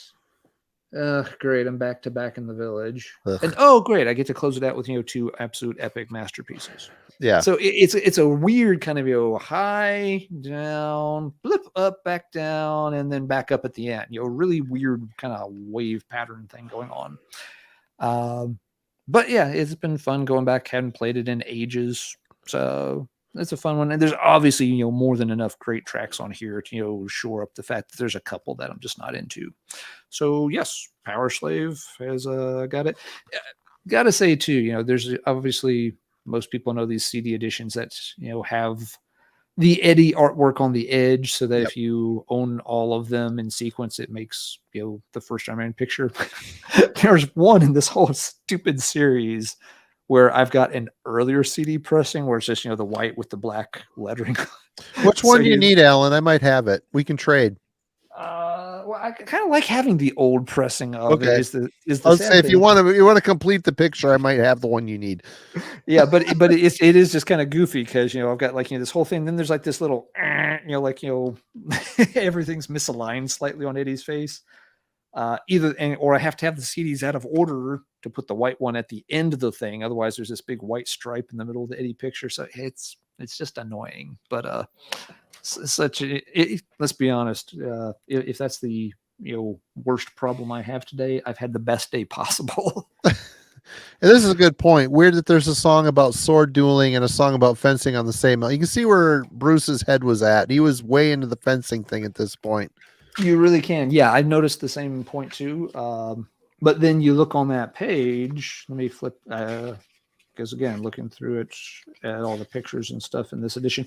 Yeah, one of the pictures is, before he got his pilot's license, Bruce was, doing all the swordplay kind of stuff. So, yep. Good question. And yep, Marty's exactly right. That's just where he was. That's where his head was. Actually, that was Tom. I was just sharing his post. But. Oh, okay. I'm glad Bruce got that picture of his nipple in there too. It's very important to the continuity and flow of the insert. It's the mid 80s, you know, you gotta, you know, the shirt's either gotta be too short at the bottom or, you know, too low cut at the top, or you gotta have, you know, the man vest. Or the tube top. Yeah, the tube tops like we've been talking about. Yeah. The thing people, if you weren't around in the 80s, that you have to understand, you look at like an isolated picture like that and you're just thinking like, oh my God, what were they thinking wearing that? Everybody was wearing it.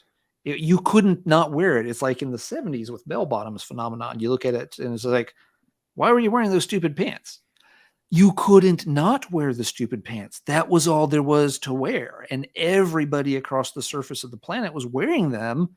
So it all seemed perfectly normal at the time. It's only 40 years later when you have like an isolated snapshot. And it's like, Grandma, why are your pants big enough for homeless people to live underneath?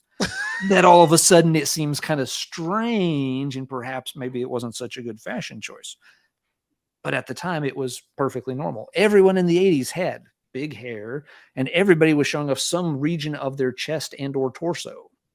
It's just what happened. I'm not saying it was right or wrong. I'm just saying that's how it was. I'm done now. All right.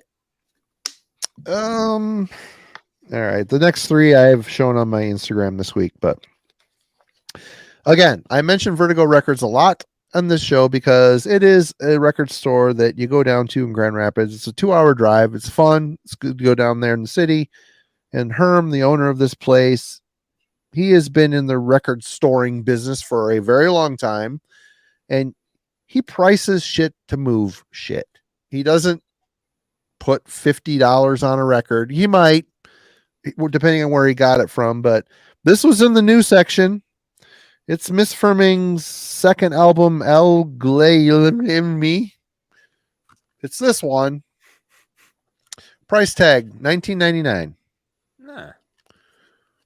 I mean, all day long, no problem. And, you know, you go in there, they got really affordable used records. He prices records to sell records instead of a place up the road. It's a nice store, but everything is $50 freaking dollars. It's so stupid. Anyway, I put this on this week for the first time. I've had it for months. I finally got around to listening to it. I reviewed, I think my first review for Heavy Metallurgy was the new Miss Firming record, Med Omri. Has a very interesting chord and note work, but it sounds very Norwegian, which I like. That's something I just like. This here has a very unique sound. The vocals are a little more yelled than like the gravelly, you know, the typical Norwegian style. These guys are from Iceland, by the way. I don't want you to think I'm talking about a Norwegian band because they're not. They're Icelandic. Took me a minute to get used to the vocals, more of a yelling style. The music is really twisted and cool. There's just a unique sound here. Very interesting black metal. It is. It just has a cool vibe to it. I wish the vocals were a little more harsh, but I about 2 songs in, I became accustomed to the style. Very good. This band name MISPYRMING. Miss MISPYMING.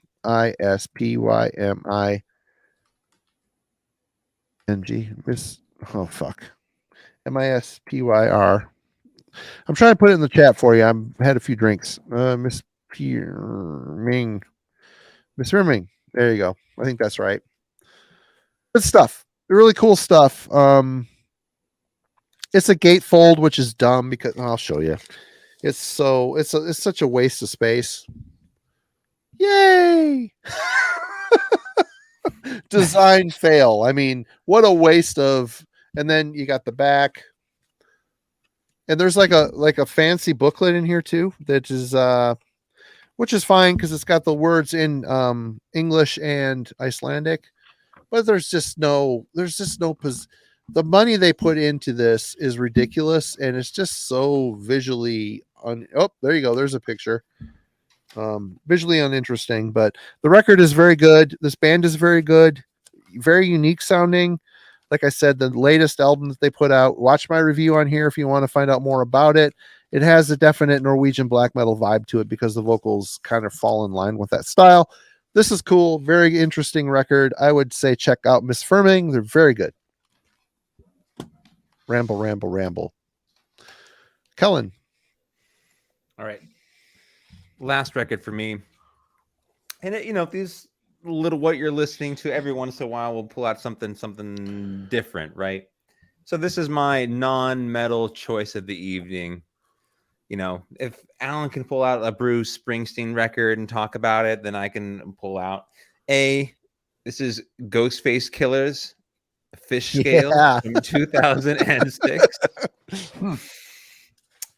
Kellen's going hard down there. So in Kentucky. A lot of people will claim that Supreme Clientele is the best record in Ghostface Killah's solo career category, but for me, I mean, you've got production here from Just Blaze, Pete Rock. There's even a Jay Dilla beat that they borrowed here for this. Anyway, classic record. It comes much later in Ghostface, his sort of catalog, 2006. But man, absolutely love Fish Scale. If you, I will also go further than that. Ghostface's solo catalog, I think, is stronger than anyone else out of the Wu-Tang Clan. His collective sort of solo work, I think, stands up against anyone from Wu-Tang, my personal opinion. See, I think Fish Scale is superior, Eric. I'm sorry. A lot of people go with Supreme Clientele. I also like Bulletproof Wallets a lot. But for me, I think it's Fish Scale all day. Yeah. Take that. High defamation rap stuff. Alan. All right. So you're getting to the last one for the night, sure. One I revisited, Spiral Architects, Skeptics Universe. Got this back when it came out. This is a more Norwegian metal, but completely different from most of the other stuff we've talked about tonight. Some of these guys were in more conventional metal bands in the late 80s and early 90s. You have members from Manitou and Anesthesia, who both did some fantastic songs. But this is, flat out prog metal. And in the, very stereotypical, let's just absolutely show off as much as humanly possible. Time signatures all over the place, notes noodling all over the place kind of stuff. So do they soak their pizza in wine before they eat it? Sorry. No, they don't eat pizza. They would that would be beneath them. They would have to eat something with a French name that's probably made with snails and things you dug up out of a forest someplace. When it came out, it got heralded by prog fans, and rightly so. I get why they're into it. It didn't do much for me at that time. I got rid of it. Recently had a chance to pick it back up. Figured I'd give it another chance. I can appreciate the level of musicality going on, but this is just not for me. This is for me. This is going to be my kind of go-to example of when they're so busy showing off their musical skills that they forget to have the song become coherent. That there's too much noodling and wanking, and there's just not a song in. Where's the song? There needs, for me, I'm not as smart as a lot of prog fans. I have no problem admitting that. That's a lie.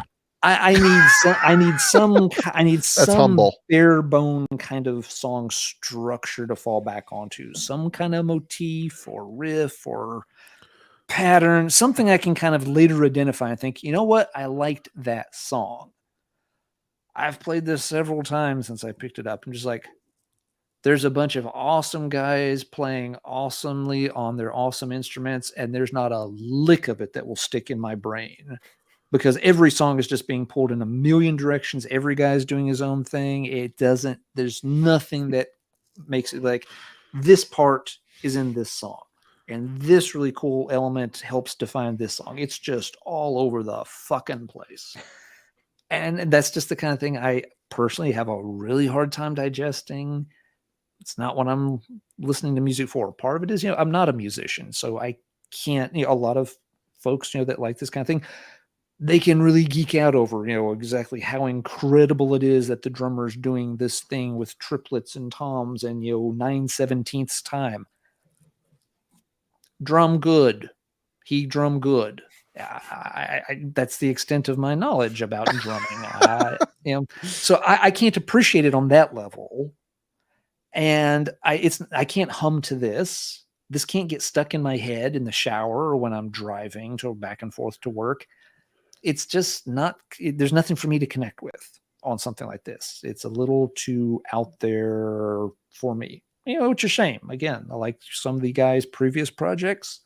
I can appreciate that they're outstanding musicians. I'm sure this kind of thing is extremely difficult and complex to write and perform, but it's just not for me. So guess I'm ending on kind of a sad, if that's my last one for the night. But again, they can't all be good. I am glad I picked it back up. I'm glad I gave it some more spins just to kind of reconfirm that I still have not grown and matured enough to be able to wrap my brain around Spiral Architect. Wish I could, but I'm just not there yet. The day you come on the show wearing a nice sweater, I'll realize that a change has happened. There's been a shift in paradigm in your brain. I'll have the turtleneck and the wine glass and the topic for the night. Smelling the bouquet and shit. The topic for the night will be when 6/8 time is just is a little too quaint. When 6/8 is a prison.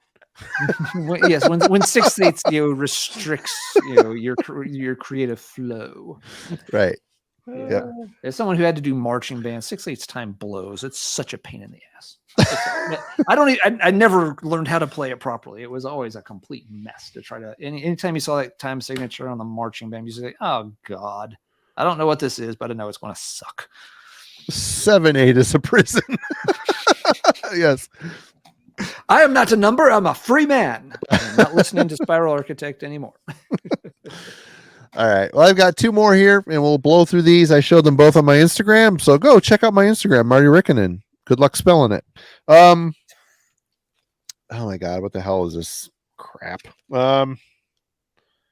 Lament in Winter's Night. At the gates of the eternal storm. Yeah, this is typically in my wheelhouse, and this is a solid record. Altair Records. It's just very low, but I haven't picked it up. Okay. There's been a lot of people showing. I think Melanie really liked this too. I was kind of surprised, honestly. It's pretty lo-fi black metal. Did I need this on vinyl? God, the Sick Monkey virus is, it runs deep. But this is definitely in my wheelhouse. I do like the underground lo-fi. It's very lo-fi. The drum work is very static. It's just the same beat through every song. Harsh vocals. It sounded like it was recorded in a cellar somewhere, and it's cool. There's some good riffs on here. It's a good vibe. Solid, decent lo-fi black metal. And then lastly, I bought this from Ground Zero Salem's distribution, Decomp with Condemned to Earth. A little bit of a crust vibe going on here. Super killer artwork. These guys are from Portland, Oregon, and so is the label, Blackwater Records, Portland, Oregon. Solid record. Doesn't blow my mind, but it does. It gets in and gets out. It does what it needs to do. It's entertaining. It's heavy. It's a well-produced, heavy record. I liked it. Spun it a couple times. It's good, solid stuff from this crust band. And crust is one of those things that, man, it's a whole world out there. A whole world that sounds very similar, but I appreciate that because it's kind of the aesthetic. It's kind of the, it's maybe more political. It's a sound, but it's also very political, which is very cool. And, I am blindly and uneducatedly wandering into this pool. It's cool. It's fun. I'm having a good time with it. This was cheap and easy acquisition, and I've spun it a handful of times already. Good stuff. But yeah, Stenchcore. There we go. Yeah, I even stuck with the stuck with the verbiage. Also, I do want to say before we disembark, and I forget, our friend in the chat who I have highlighted here, High Defamation TV, our friend Eric Bauer, him and our also friend Nikki Good have started a little thing on Eric's channel on High Defamation TV called Brutally Honest with Nikki Good or Nikki G and Eric Bauer. It's fun. It's kind of like what we do on Wednesdays, but it's maybe a little more extreme. It's fun. It's a good show. Check it out. They pick stuff for each other to listen to and give their brutally honest opinion on it. It's good stuff. Definitely check it out. I think they're doing it bi-weekly, so check it out. That was fun. Does anybody else have anything before we jump? Nope. Just thanks to Kellen for coming and hanging out for the evening, showing off lots of cool stuff as always. And thanks to everybody in the chat who's hung out. And I think folks have had a good time this evening. Been a lot of cool comments and good responses and input on the stuff we've shown. It's always cool to have folks come watch the show and hang out with us on a Friday evening. Absolutely. And it's awesome to see you folks. And get ready. Check out my band's album. I'm pretty proud of it. Turned out good. It did. We got very much did. New Eve record. Came in the mail today. Damn it. There's my fat ass. Glorious Dead. I'm not going to be shipping these out right away. I've got a bunch of other pre-order stuff that needs to be dealt with first, but it comes with a CD, as does the Eve record. I don't know how much longer we're going to be doing this. I don't know if people care, to be honest, because the CD people just want a CD. The LP people don't listen to the CD. You just can't.